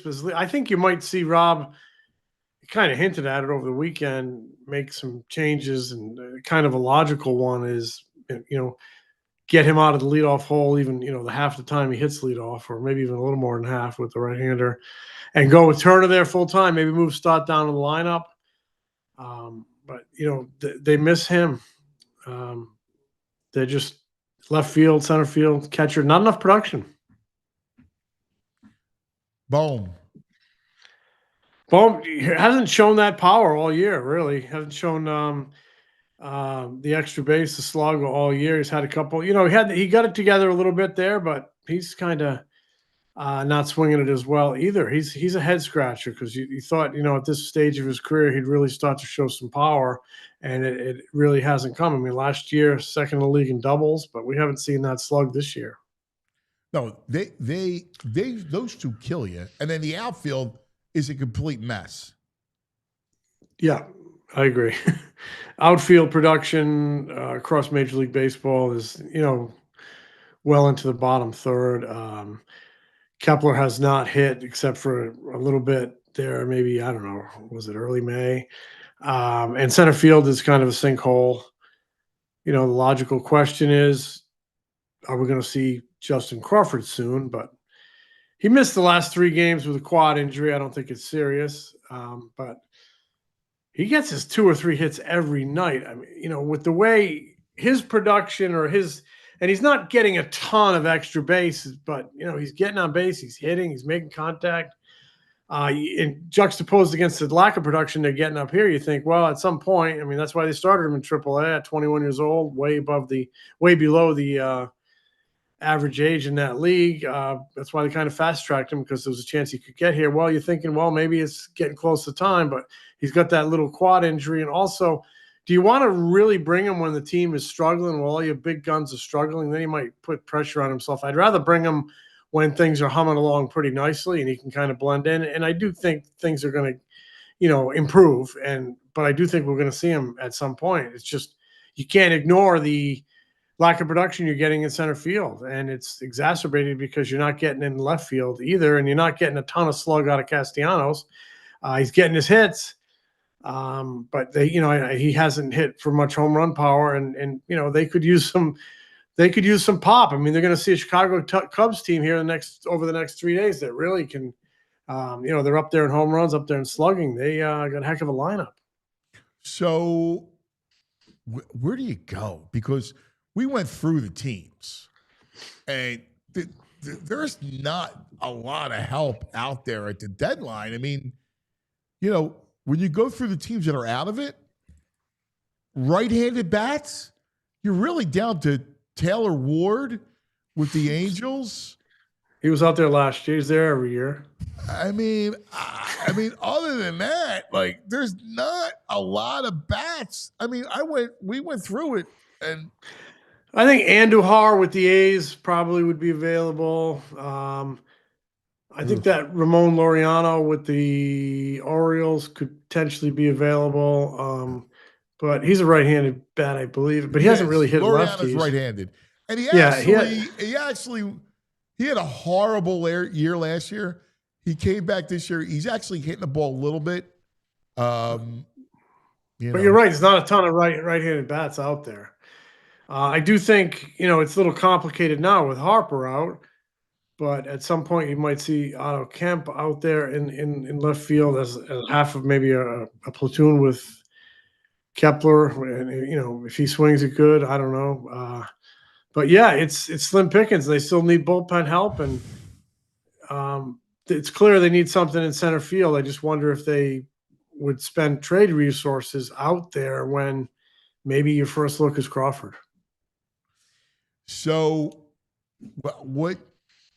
how do you navigate this thing? And by the way, did you hear anything about Luzardo? Anything with dead arm? Or usually when a guy gets hit like that, there's usually dead arm or he's tipping his pitches. You hear any explanation for it? A lot of different theories, no ironclad explanation. Some people think he's tipping. You hear that all the time, especially in this era, post. We're so in tune with teams picking up stuff now because of the technology, the video, and post Astros controversy. But my experience is guys don't tip nearly as much as we think they do. But if a guy thinks he's tipping and now you think you fixed something, it can help him mentally, the pitcher. It just seems like they ambush a lot of first pitches on him. And, he throws strikes early in the count, and what you want to do, but maybe he needs to improve the quality of those strikes, put them on the edges more, because you see a lot of just really A swings against his first pitch. And so I think they're looking at that. I do think, obviously, they're going to check out whether he's tipping or not. quality of first pitch strikes. And I also believe that hitters are way too comfortable against him. I think he needs to get inside more, crowd him a little bit, move their feet, whatever you can do to make a hitter a little uncomfortable, because you got to be comfortable to hit. So, it's like that old saying, hitting is timing and pitching is upsetting timing. He needs to start upsetting some timing. Yeah. I guess they said there was an article today where yesterday Luzardo said they found some stuff and they found some game plan stuff that teams definitely had. So he thinks without a doubt he was tipping.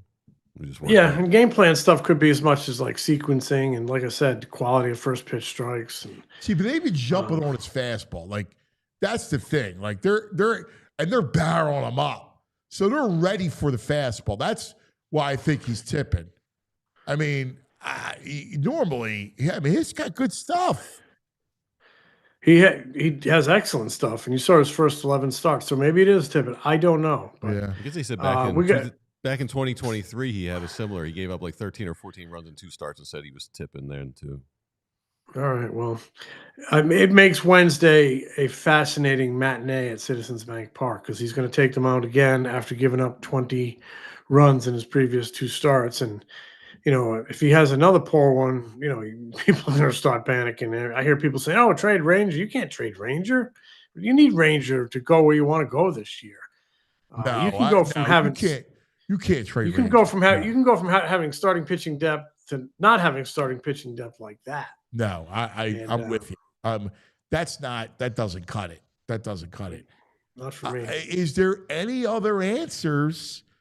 Like, I don't know, Aiden Miller. I mean, is there anything? No, Aiden Miller's not. No. The next guy I think you'll see from the minor leagues. I mean, you've seen Abel Crawford, now, right? And you've seen Otto Kemp. The next guy you'll see is Crawford. I don't know when, though. They have to really rely on the people who know him best, the player development people, the staff at AAA, to find out, to ascertain if he can handle the jump mentally, because it's a big jump in terms of talent, and you don't want to, in terms of what he's going to see in pitching, and you don't want him to get swallowed up. You want him to succeed. And obviously he's got terrific tools, but he's very, very young at 21 years old. So, but I do think. I mean, I have to say this, though. I see other teams bringing kids up, 19, 20. Like, I think they're going to bring him up, Anthony, at some point. It's just about when. I mean, like. But he's the lack of production in center field and his performance at AAA is going to dictate a move at some point. It's just about picking the right time. Jimmy, I mean, Dombrowski's a brilliant football guy or baseball guy. How did we go into this with this hole in the outfield still? Well, they rolled the dice that Kepler was going to have a big bounce back season. Now that he had an abdominal tear, he had that repaired, and they thought he would come back, and he hasn't. And they roll the dice on. They made a trade for Marsh, and they want to give him every opportunity, but he continues to show you he continues not to seize that opportunity. They've always liked Rojas's ability to run down balls, but the offense has not come. And they have so much money tied up at the top of this payroll in their big guys that, I think they reached a limit this offseason. They were over $300 million. Kepler made sense at $10 million, and they didn't make that big ticket signing this winter because they've made so many of them in previous winters. And you can't win with when you don't draft well for years, right? And you don't. There's not a lot in your minor leagues to bring up. You got to pay for it. Mm-hmm. Yeah, well, they believe they have 3 or 4 guys coming. That's why and they have an older team in the major leagues, and they're going to need to start moving some of these guys in there. Still no outfielders. They got no one from the right side. Well, they got a center fielder they like. You're just talking about him. He might be here soon. Yeah, they have no power. I'm sorry, I should have said no power hitting outfielders. Yeah, I mean they got the Rincones kid, but yeah, I don't know that he is the answer in terms of the consistency he's shown. Yeah, they need more. They need more power. They need more everything. I mean, they haven't mined a power hitting outfielder I mean, last one was what? Burrow? I'd have to think through that. I mean, there's been guys down there that they thought would hit for power. They gave a kid named Jalen Ortiz an awful lot of money. I remember Charlie thought he hit one over the trees in the complex. I remember that. But other than he that, didn't pan out. But they haven't had guys. I mean, because they had that wasteland of drafts of the Moniacs and all those light hitting, athletes. The 5 tool guys, they didn't have a single tool. That was a while ago too, with those athlete types. I mean, they thought Bohm's power would come by now. They really did, and it hasn't. I know. I'm just pointing out, like you got. You look at the difference. I don't know if you have the stats, but I was looking at this the other day because I was looking about the Cubs. There's a big difference in home runs between the Cubs and the Phillies. And in today's game, you do, it's been forever. You need balance. Guys who can get on base, guys who can run, but you need some power sticks to clear the bases. And it just not enough overall production on this team. It's amazing because they went from like bashers, right? God, the Phillies, all they do is wait for the 3-run home run, to now they can't hit home runs. And they're not really adept at manufacturing. I mean, Trey Turner's made some very nice adjustments in his game. Grinding his at-bats, using the whole field, making more contact, but there hasn't been adjustments. I mean, team-wise, they're improved a bit, but, top to bottom, I don't know that we've seen consistent improvement in that area. They're tied for 14th in home runs in baseball. It feels like they should be 25th. That's because of Schwarber. Yeah. I mean, think about it. But what kills you is Bohm, Stott, Marsh. Yeah. Like Bohm, Stott, Marsh, bury you. And JT's not helping. Well, but JT you expected, right? Like, listen, I can't put this on JT. He's a guy who caught a zillion innings. He's still a good defensive catcher. Like, it's not about JT. It's about Bohm, Stott, Marsh. All 3 of them have not been what you expected. Yeah. And that's why I think we're going to see Crawford at some point. You mentioned Marsh and you mentioned center field. I think he's going to. I don't know. Let me ask you I don't know that he's Crawford. coming here to, huh?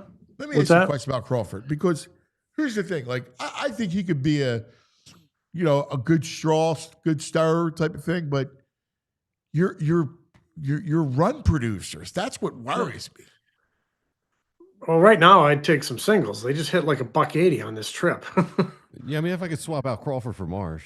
Yeah, I hear you. I mean, it's you got no one who can produce, so you need somebody that's going to drive them home.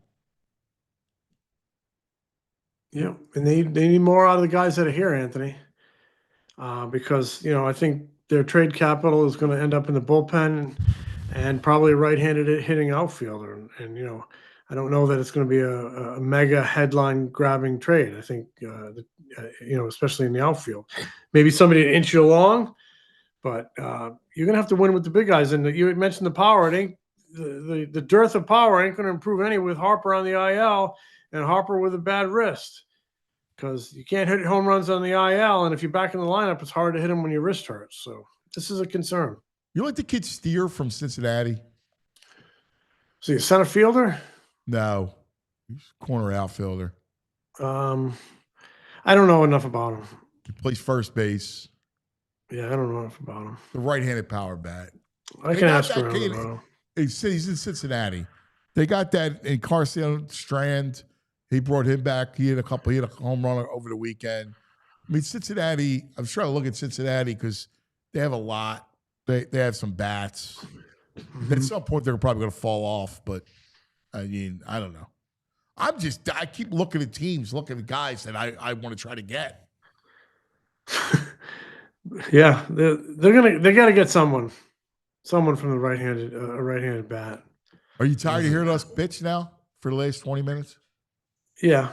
I can see it. I feel it. I feel your vibe. You're like, all right, Anthony, you brought up to all right. All right. He hasn't given us a bunch of confidence that this is going to turn around. I mean, you got to admit. Listen, I'm not one that's pushing panic buttons, but this is bad. Really bad. You lose 7 games in the standings in 15 days. That's bad. You lose 9 out of 10. That's bad. Let me put it in perspective. I mean, you're losing the heart of your lineup with Harper, and your ace has been gone a couple. Couple starts. So you got Zach Wheeler's on the highest paid pitcher in baseball in terms of AAV, and Bryce Harper's a $330 million player, and Aaron Nola is a very handsomely paid pitcher, $172 million contract. All those 3 guys are out.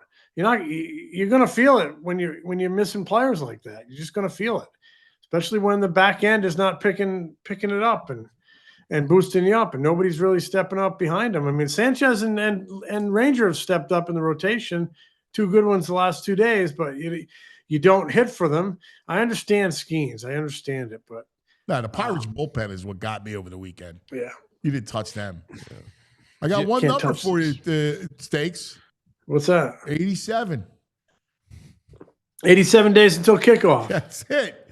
That's it, man. That's it. Don't give up yet. I'll never give up, but you know. Jimmy, feels they're gonna get it together, and it'll be interesting. You watch. When this team, when they feel like they go through a slump collectively as a team every year. These guys all the time. I don't understand. It doesn't feel like other teams do this collectively. Oh, really? The Braves haven't gone through one. The Braves just stink this year. The Red Sox just had a good start, fell off the face of the earth. I mean, Red Sox had no pitching. They had a big win last night. Red Sox had no pitching though. Yeah, their pitching's terrible. How about the Braves? How about the Braves? If this continues, yeah. Who is Topper in trouble if this continues? Is that a shakeup you can see happening? I saw today he's the 6th longest tenured manager in baseball. I am not feeling it, but usually can feel those things. I mean, I think they played that card with Girardi. I'm not sure they're going to play it now. I don't think it matters. I don't think that card would work. I don't think these issues are Topper issues. They just feel a little lifeless. These are structural. They have these issues every year. Yeah. So I don't feel like that is the issue at all. I mean, you think the manager's the reason it went 1-9? The manager's the reason they got beat 2-1 the last 3 of the last 5 games? I don't. When you say lifeless, but it's part of when you don't hit, you're lifeless, right? When you don't have any when you don't win, you're lifeless. Other than Schwarber, you're going to be lifeless. Now you go 1-9, and then you come home. It is up to the manager to try to attempt to squeeze something out of these guys in terms of, I don't know if it's motivation or what, but he does have to let it be known, and he does probably, that this ain't good enough. And maybe tonight they start a turnaround because they'll have Wheeler back. We shall see, but they're facing a very good Cubs team that has kind of really, you can tell watching the Cubs, they like winning. They're enjoying winning. They're enjoying being a first place team. It's just going to be a tough series for the Phillies. If you want to see some good center field play, you'll see it this weekend too. Yeah, he's a good one. Mm-hmm. Well, the other issue too is tonight you got a tough lefty on the mound, which never does well for the Phillies. I mean, if the fact you got Boyd on the mound who's pitching well.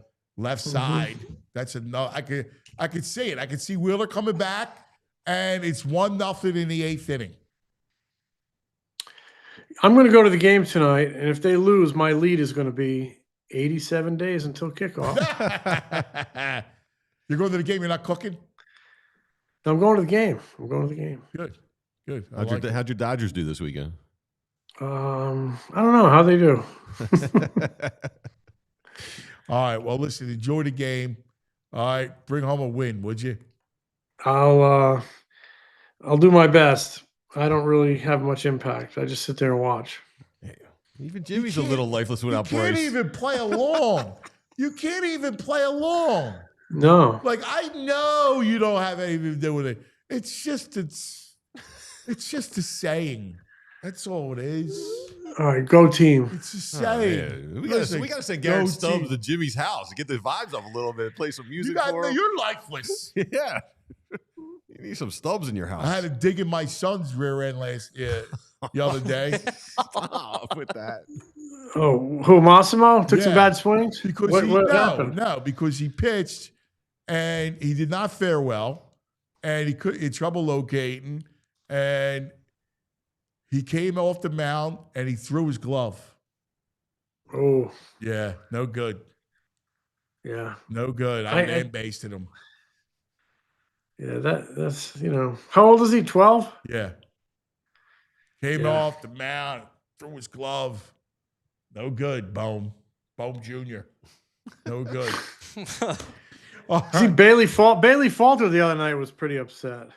Yes. Pitching for the Pirates. Buccos.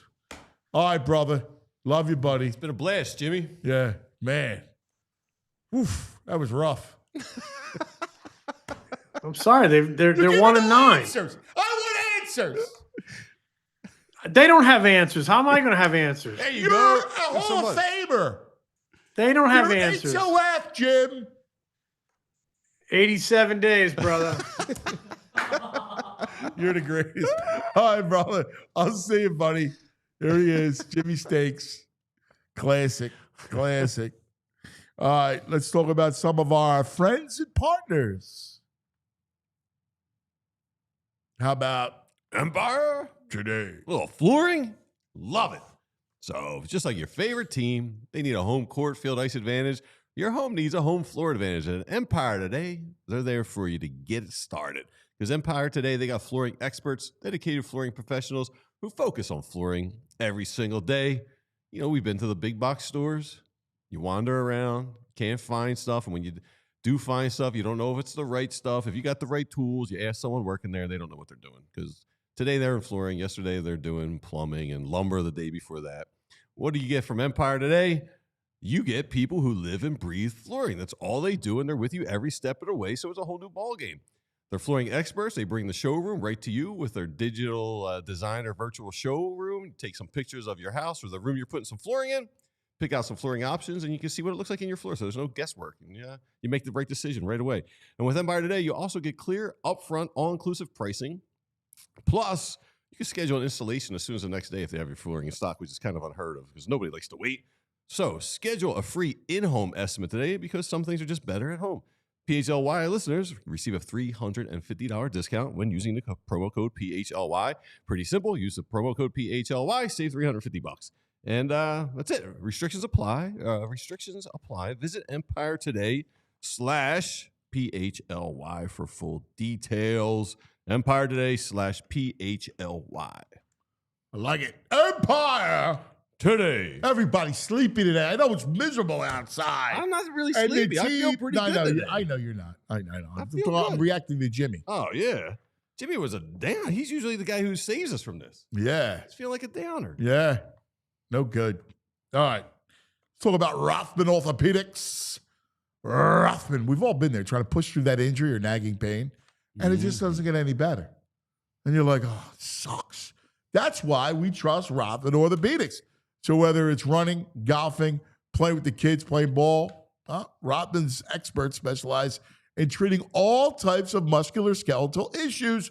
They're focused on high-quality, compassionate care that will have you feeling better and back to doing what you love. That's what their mission is. All right? Time to take action. You got it. Mm-hmm. Listen, they have a full spectrum of orthopedic care at Rothman Orthopedics. From diagnosis to discharge, they provide their patients with every service procedure necessary, like x-rays, orthotics and bracing, MRIs, PT, right? They got everything you need. Plus, they got doctors that specialize in every body part, all right? You name it. Shoulder and elbow and wrist and ankle and necks. Like I got the Neck Brothers with me. Yeah, man. Right? The Neck Brothers. The Neckettes. Frage and VG. Mm-hmm. I mean, that's what they're about, all right? Check out Rothman Orthopedics today. Make your appointment. Don't wait. RothmanOrtho.com/PHLY to make that appointment. Rothman. A lot of chat. Well, some people think you should have let Moss just let his emotions out and do it. No, you can't. You can't throw your glove like that. No, he got out of the game, threw his glove, and was like inconsolable. Like Like I usually leave him alone. Yeah. I went over only because he was melting down, and I just gave him the fatherly pat. Like I wasn't going to tell him like, dude, you threw, you got hit hard on your breaking stuff. Like don't throw off speed. If that's not working, just hum fastballs. Like that's all you got to do. Maybe mix it a changeup, but that's it. But I wasn't going that route. I was going more like. I'm like, listen, dude, it's gonna be all right. Like, this stuff happens. I was giving him the lifesaver moment. And then he got mad and told me, leave me alone. But like, it's the middle of it. You can't make a spectacle. I go, dude, you got to keep your emotions in check. Well, that is the biggest thing. If you don't keep your emotions in check, they get the baseball, best of you. Baseball eats you up, man. Everybody sees it. Yep. Can't do that. You can't throw your glove. You can't treat your equipment with respect. Bats and stuff. You can't do that stuff. Anyway, let's talk something happy. Like football. Yes! Football! 87 days. 87 days until our happy place. Oh. Let it just sink in. Football. Let's go to our man in the film room, Franny Films. No opening? I mean, no open. Let's go. We got 87 days for the open. No, we need an open. It's huge. It's Franny Films. They do not crave food nor drink for nourishment, for they exist solely on the glow of the all-22 monitors. They are the Leatherheads, and he is Franny Films. Thank you. There we go. That's proper. My apologies. All good, phrase. All good. What are you doing there, Films? You look you got some color. Yeah, You've been out in the film room. Yeah, you get a little bit of vitamin D. We've been my son just finished up T-ball this weekend. I've been out in the yard. I've been we're getting out of the house a little bit. The weather when the weather cooperates. Good luck with that. Oh, T-ball. Right. Next thing you know, you're gonna be like me, and you'll be in Limerick over the weekend. Yep. Lovely Limerick with rain out in Limerick. Were you in the rain? Oh yeah, I was raining. It got rained on all day. Yes. Every Saturday it's raining. Every weekend it rains. It's been terrible. Anyway, let's talk ball. Big news over the weekend, obviously. Last week, Rodgers. Oh, everybody. He's the greatest. He waits until the news cycle is exactly his so we can get his ego, his ego points. So with the Steelers, can he have a Favrean-like renaissance the way Favre had in Minnesota? Yeah, I mean, I guess it's possible. I do think that he is an upgrade over what their current quarterback room was made of. I think when you look at Mason Rudolph, we know what Mason Rudolph is at this point. And even though Aaron Rodgers is far from what he was when he was, competing for MVPs a few years ago, I do think that this is an upgrade. There were certainly some flashes in the second half of last year with the Jets, even though that was an absolute disaster of a season for New York. I do think that there's still enough talent there that he can get them to a level of mediocrity offensively in the pass game. I think the big thing will be, can that defense return to form? Because that defense really fell apart in the back stages of 2024 out in Pittsburgh, which is not what we have come to expect. So if that defense can get up to snuff, I think the offense, there's enough there that they could be respectable. It's just one of the toughest divisions of football. Yeah, and it's interesting. You look at their schedule, like he's going to get off to a pretty good start. Right. And then the schedule gets nasty.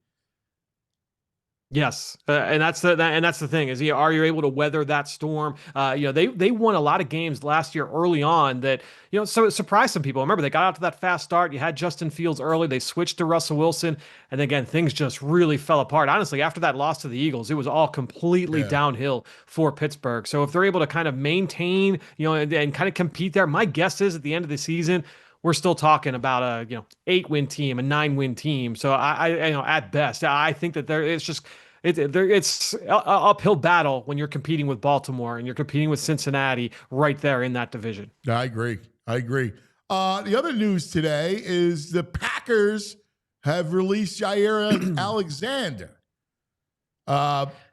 Any interest? You're the Eagles.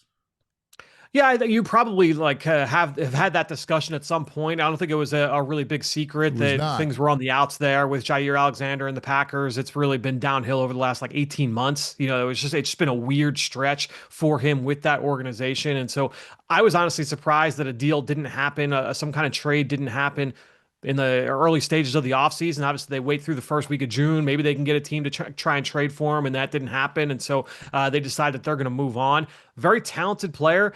The injuries have piled up. And then I say, obviously, look, it's been an abrasive situation, a abrasive relationship there in Green Bay. So you got to kind of work through that. My guess is a team that has worked with him in the past would be someone that, if you have a DB coach that, worked with him early on in his career, maybe you're able to kind of mend that bridge. But otherwise, it's going to be a kind of a veteran, like 1 year kind of prove it deal would be my guess for Jair Alexander. I just don't know if it's worth it, if you were the Eagles to try to bring that in. I think that ideally you want Keely Ringo to take on that job. And so we'll see how that plays out over the rest of the summer.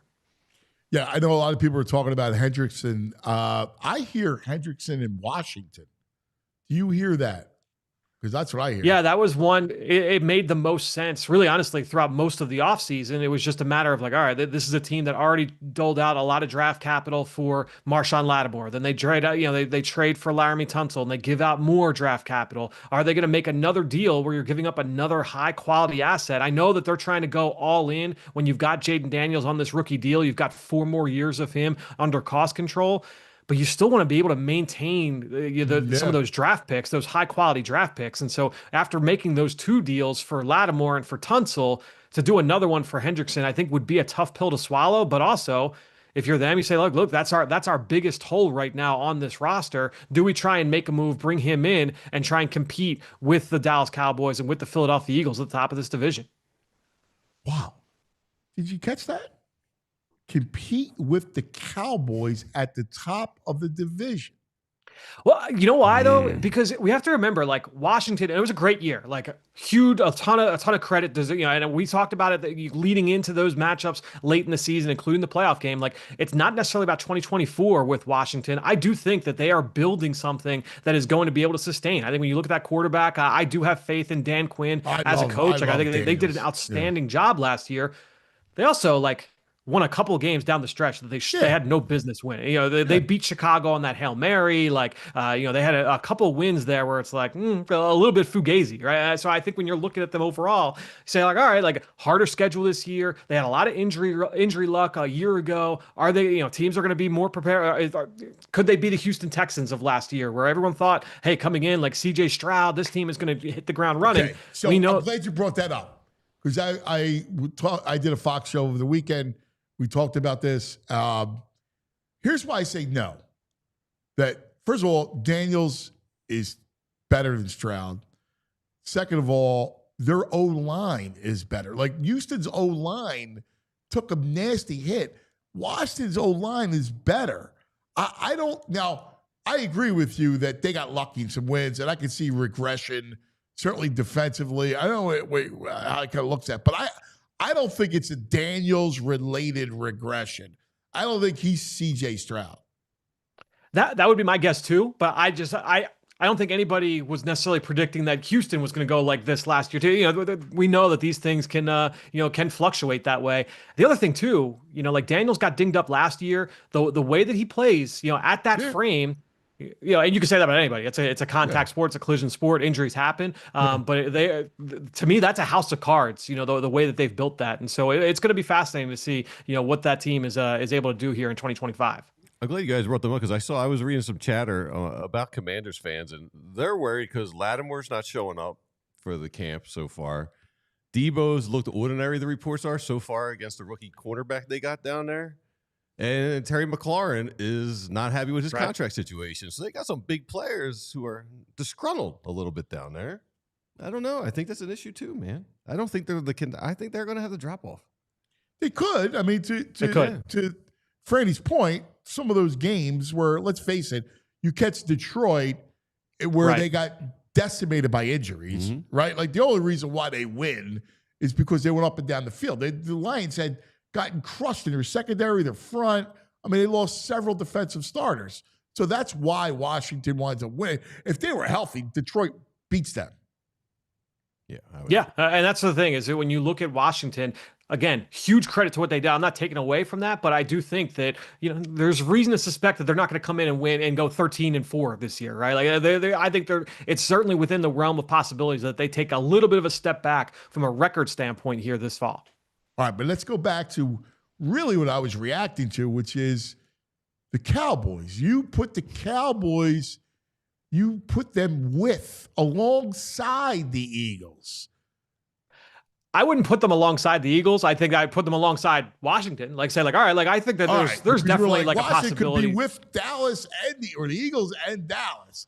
Yeah, to me, I look at it as like think of the Cowboys. Yeah, I think that look, the Eagles are at the top of the heap when it comes to like talent, what my expectations are coming into the fall, and I think that to me, like if I'm trying to pick how the NFC East is going to pan out, I would pick Washington 2, I would pick Dallas 3. But that said, I do think that Dallas and Washington are more competing together. I think that it's within the realm of possibilities that hey, like all cylinders go for Dallas. Maybe they get something out of that run game that people aren't expecting. You have George Pickens along with CeeDee Lamb. The defense stays healthy this year, and now all of a sudden this team is it's closer to what they were in 23 as opposed to last fall. So I do think that is within the realm of possibility. Yeah.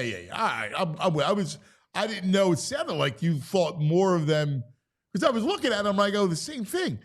Their run game. I don't know what they're looking at. Miles Sanders, Javonte Williams. Yeah, I mean, my guess is that it's Williams is kind of the lead carrier there. That would be my guess. But he hasn't been the same, Javonte, since that injury. He was a great back. Like, I thought he could have been a terrific back when he's at Carolina. My God, big, strong.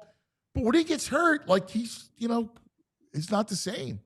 Yeah, a couple of years removed now, so maybe they're hoping that he's he looks a little bit better than he did a year ago from an athleticism standpoint. I think we know what Miles Sanders is at this point in his career, but they drafted Jaden Blue, who's really dynamic, but he's not that like feature ball carrier. He's not going to be a guy that's going to carry the load. He's a complimentary back.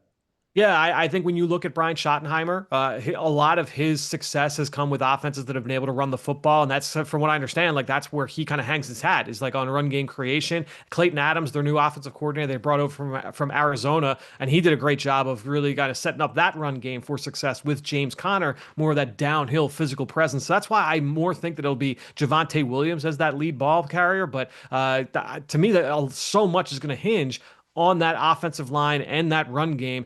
Can they keep Dak Prescott healthy? Can they keep him upright? What does he look like this year? And then that defense, I mean, they've got big questions on the back end. Their cornerback situation right now is a mess from a health and durability standpoint. What is that defensive line going to look like? A lot of those guys are coming off injury as well. So a lot of questions certainly down in Dallas.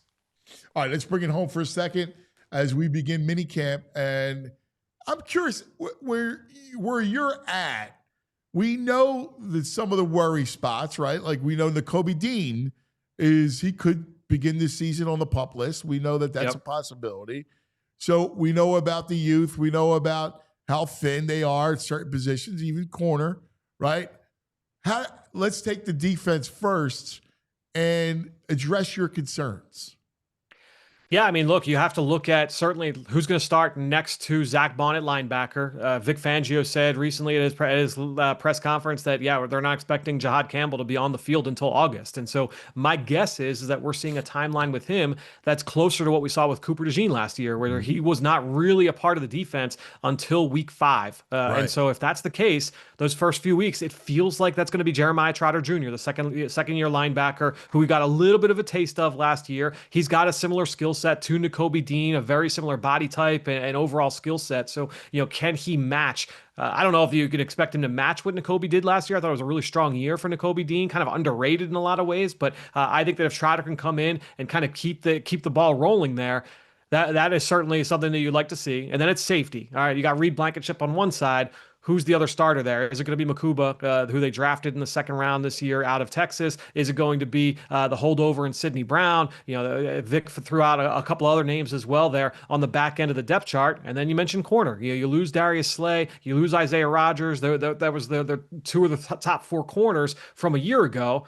all right, well, who's going to be that guy? Is it going to be Keely Ringo? Is it going to be Adoree Jackson? My guess is they would like it to be Ringo. Early signs in the OTAs seem to be like he's got the pole position there. But defensively, those are going to be the big things. But it's also the depth at defensive end, outside linebacker, like that. That is a big question for this team. Like, God forbid they have an injury, with Nolan Smith.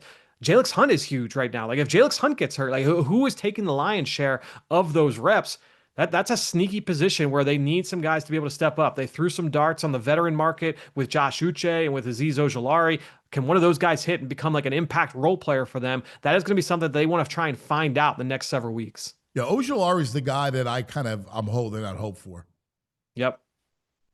Yeah, this is a guy that I was really high on when he came out of Georgia. Me too. I loved him. I was huge on him coming out. This is a guy that could win with power. He can win with athleticism.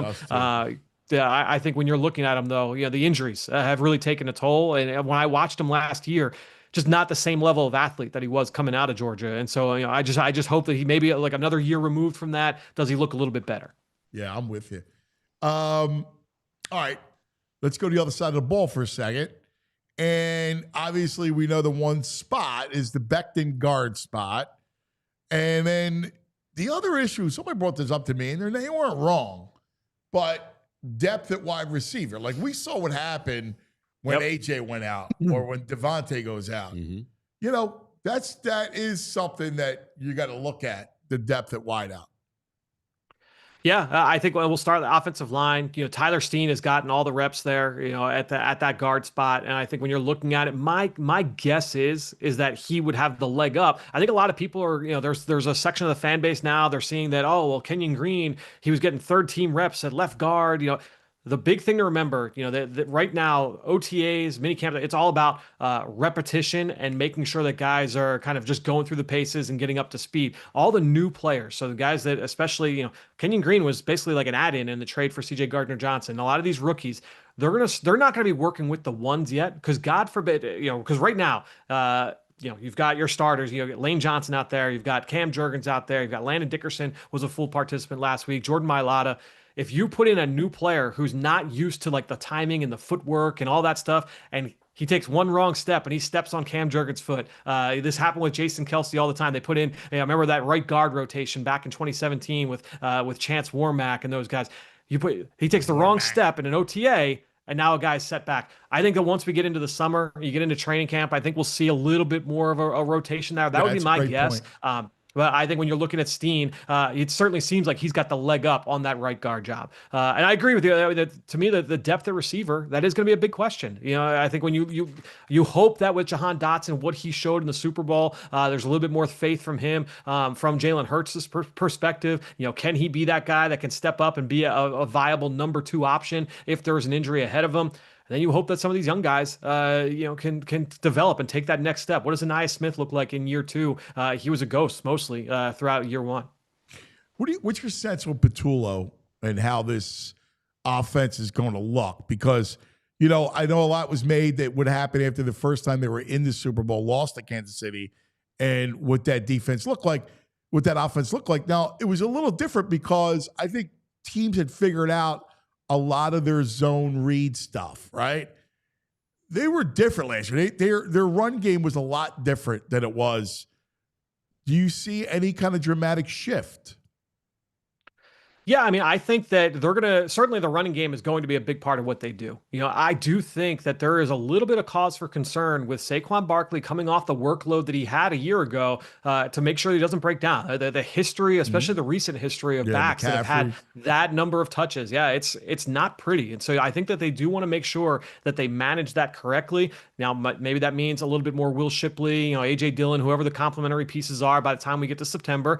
Maybe that just means expanding the pass game and making sure that we get Jalen up to speed a little bit faster early on in the season, leaning into some of the things that he has done well. We talked about it last year. So much of what we saw, some of the negatives with Jalen Hurts, that was a quick game, like timing, precision pass game with Kellen Moore. Hey, we're running double slants here, running a 3-man concept here, read it out before the snap, and then boom, hit the top of your drop, get the ball out.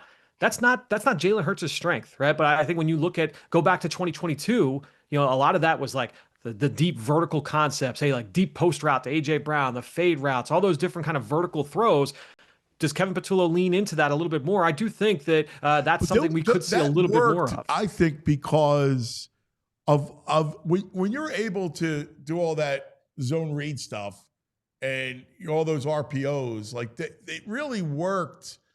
I think because of that, like the way their offense situated, it got him into space and it allowed him to get time and to see downfield for windows. Yeah. And to me, like I wrote that piece in the middle of last fall. It was like, I remember like before the Cincinnati game, whenever it was, when Jalen came to it was like, oh, was that what you wanted to see? Whatever it was like the week before that. And it was looking at the plays where it was outside of structure where Jalen had to hold on to the ball longer, or not had to, but like did hold on to the ball longer. In 2022, when he held on to the ball for a long time, he made huge plays. He was really aggressive down the field. And again, I looked at that, it was like, because everybody points to, oh, he holds on to the ball long. That's not necessarily a negative. Like Lamar Jackson holds on to the ball for a long time. Patrick Mahomes holds on to the ball for a long time. Josh Allen holds on to the ball for a long time. But you make defenses pay when you do that. Jalen Hurts had that stretch throughout the first like 2/3 of the season where he wasn't making anybody pay. He wasn't making those big plays. And so I think when you look at what can Kevin Patullo bring to this pass game, I do think, and this is based off like conversations I've had with him on camera in my previous role when I was working with the team, a lot of the stuff like focusing in on a lot of those, the vertical pass concepts. I remember that game against the Tennessee Titans in 2022 where A.J. Brown goes off, where they were able to just kind of attack different zone coverage concepts, and him talking through that would be an element of this offense in 2025 that wasn't always present last year, where if they were to tap into that, I think that gives them a different feel from what we saw last fall. Yeah. I mean, RPO play action is what this team does really well, which would help, get guys down the field for them. I mean that could work. I mean, what he's not going to do is do 7-step drops and dart you down the field. I mean, that's never been him. Yeah, I mean, and that's when you lean into what they did last year, where again, it was kind of like a lot of pre-snap recognition, and then hey, like post-snap, trust what you're seeing, and let it fly on a 3-step drop, 5-step drop. Like that's just not Can Jalen Hurts do it? Yeah, like he has shown that he can do it. There are plays where I can pull and show it, but that's not a strength. That's not like something where he does it consistently game after game after game. I mean, it was like, all right, AJ's going to beat man coverage, and AJ can beat man coverage all day long. Right. Yeah. And it's how are you allowing him to beat man-to-man coverage? Is it going to be like within this 2-3-man route concept, or is it, hey, like AJ Brown's lined up over here, you've got 3 guys over this way, and now Jalen, it's your call. If it's man-to-man coverage, then you're going to AJ. Right. If it's going to be zone, then you're going over to the left side. You know what I mean? Like just kind of working that stuff out. If you're building that into the offense a little bit more consistently, then I think that you might see a little bit more success. Yeah, that's a great point. Hey, they brought in Keelan Robinson this weekend, and I think there's 7 running backs now signed. Who do you think makes it? Who do you think's on the opening day roster of the squad? Yeah, I think when you're looking at it, VG, I think that certainly, obviously, we know like Saquon, Will Shipley are the 2 locks. We're still kind of waiting. What is Avery Williams going to be doing when we get into the summer? It sounds like he's going to be a big part of the special teams. So is he going to be a back? Is he going to be a corner? Is he going to be a receiver? Where does he factor in? My guess is that they're not necessarily counting on him all the time offensively, but that would be a name certainly. Keelan Robinson, kind of cut from the same mold. Watching him at Texas, he was a big-time special teams player, really athletic. I was surprised that Jacksonville moved on as quickly as they did. He was a day 3 selection in 2024. So, they moved on. That's someone that I think is worth certainly taking a flyer on. AJ Dillon, what does he look like from a health standpoint after missing all of last fall with that neck injury? So, if he can show you something like, that's an element I would have loved to see last year, was like more of a downhill between the tackles presence. You just hope he's healthy. Yeah. He'd be great. I'm looking forward to him, seeing what he's got. Let me ask you, are you surprised that Dotson's locked in as the 3rd and they haven't brought anyone else in? I'm not surprised. I think it's I think it's money, right? Yeah. It's like to me like it's a money thing. Like you kind of have to pick and choose where you're going to go. We know that Dallas Goedert, if he's on the team, like that's your 3rd receiver. You have the run game with Saquon, you have the run game with Jalen. So that like number 3 receiver, like wide receiver on the roster, that's your 6th, 7th option, in this offense in terms of viability. They're like 4th receivers for other teams. Right. Right. Franny, man, could go all day, baby. What's your schedule this week? So I'm jumping on with the guys. I think we're doing Wednesday. I'm actually I'm running to a meeting right now to have that discussion. So we'll kind of go through that. But honestly, like right now, I'm grinding through a lot of college film for the fall and talking through Eagles when I'm on camera. We got to do that next week. I want to talk college. I'm in. I'm 26 players into the draft guide for the fall. So make sure you're a diehard so you can get access to that as soon as we go live. Already grinding, BG. Films. Don't hit me. You're the best. I know when he comes in, I want to tackle him. I know. Every time. I know. That's a good thing. That's right. You're the man, brother. Thank you, buddy. Thanks. Appreciate it, guys. See you, pal. Brady Films. Be a diehard. All right. Oh yeah. Hey, by the way, like and subscribe. Like. Yeah. Hit the like button. It's really easy. If you're here with us, hit the like button. Time out. What do you think? We're done, right? Well, you want to tell people we're in overtime, I guess he was Overtime. saying. Well, we're not going to be in overtime, are we? I don't know. Are we going to OT? Up to you. Well, we got him back in the day if you want that. All right, let's do a quick overtime, I guess, and do a quick back in the day. I mean, I'm down with that. Okay. I'm not in a rush. Okay. You sure? Here's the thing. The Phillies, this is why I hate June. Stop it. June's the best month. June sucks. Gemini season, Flag Day, my birthday. Come on, man. When's your birthday? Flag Day. Saturday. When's Flag Day? That's this You Saturday? don't know what Flag Day is? That's a shame. That's the day of the parade. You grew up 2 miles from Betsy Ross's house. You don't know what Flag Day is. I know it's in June. I mean, I can tell you. So we got big Flyers. Everyone's on the Maxim Shabanov watch. They say the Flyers are close. He's the best free agent outside of North America. He's KHLer. I'm down with another KHLer. Yes. I'm down with that. Yeah. All right. So we got a big watch. Speaking of hockey, kind of a late addition to the Earl Power Rankings, Robert Earl Clark. Oh. By the way, my man Tony the Ref comes in with a little Earl Watson. Earl Watson? You know Earl Watson. You got to refresh my Played memory. for Memphis NBA. It doesn't come to mind. Earl Watson, yeah. Any hockey players, Earls? I mean, I think that's as good as you get, Robert Earl Clark. Well, middle name, though. Not a sportsman. James Earl Jones. Yeah. He's good, Earl. Bobby Clark, I think I'm not mistaken, but Bobby's middle name, Earl, is with an E. Yes, it is. So is James Earl Jones, I believe, is it? No. No, it's not? No. Yeah, it's Robert Earl with the E, I think. Earl with the E. Yeah. I can't think of any Earl hockey players. There's got to be some hot Earls. Let me see. No Earl hockey player. Earl Watson's a good one, man. Earl's a weird name. It is. That's why they have to have a national day for it. Yeah. Yeah, we got, I think they're all older. There's an Earl Anderson in the NHL, Earl Miller, Earl Ingerfield, Earl Siebert. No. I don't know any of them. Earl's a time capsule name. Yeah. Yeah, sure is. Yeah, not many people are Earl. And even who was Earl Flynn, but he was ERROL. He was an Errol. Yeah. You guys said Earl Thomas, right? Yeah. Yes. Yeah. All right. Back in the day. Speaking of which. Back. We're going back. We're going back. We're going back in the day.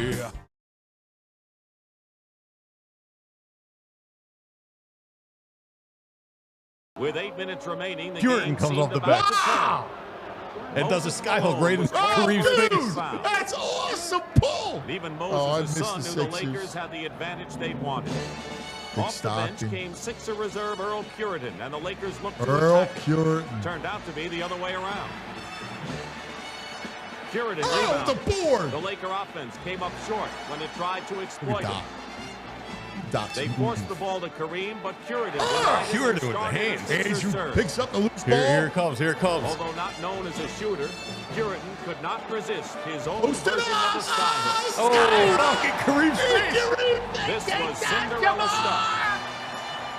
But with Moses. Moses still sitting on the bench, The Philly fans were not yet secure. Oh, that's bad. But Look what at had this. seemed to be a break for Ow! the Lakers became a The 6 board. breakaway.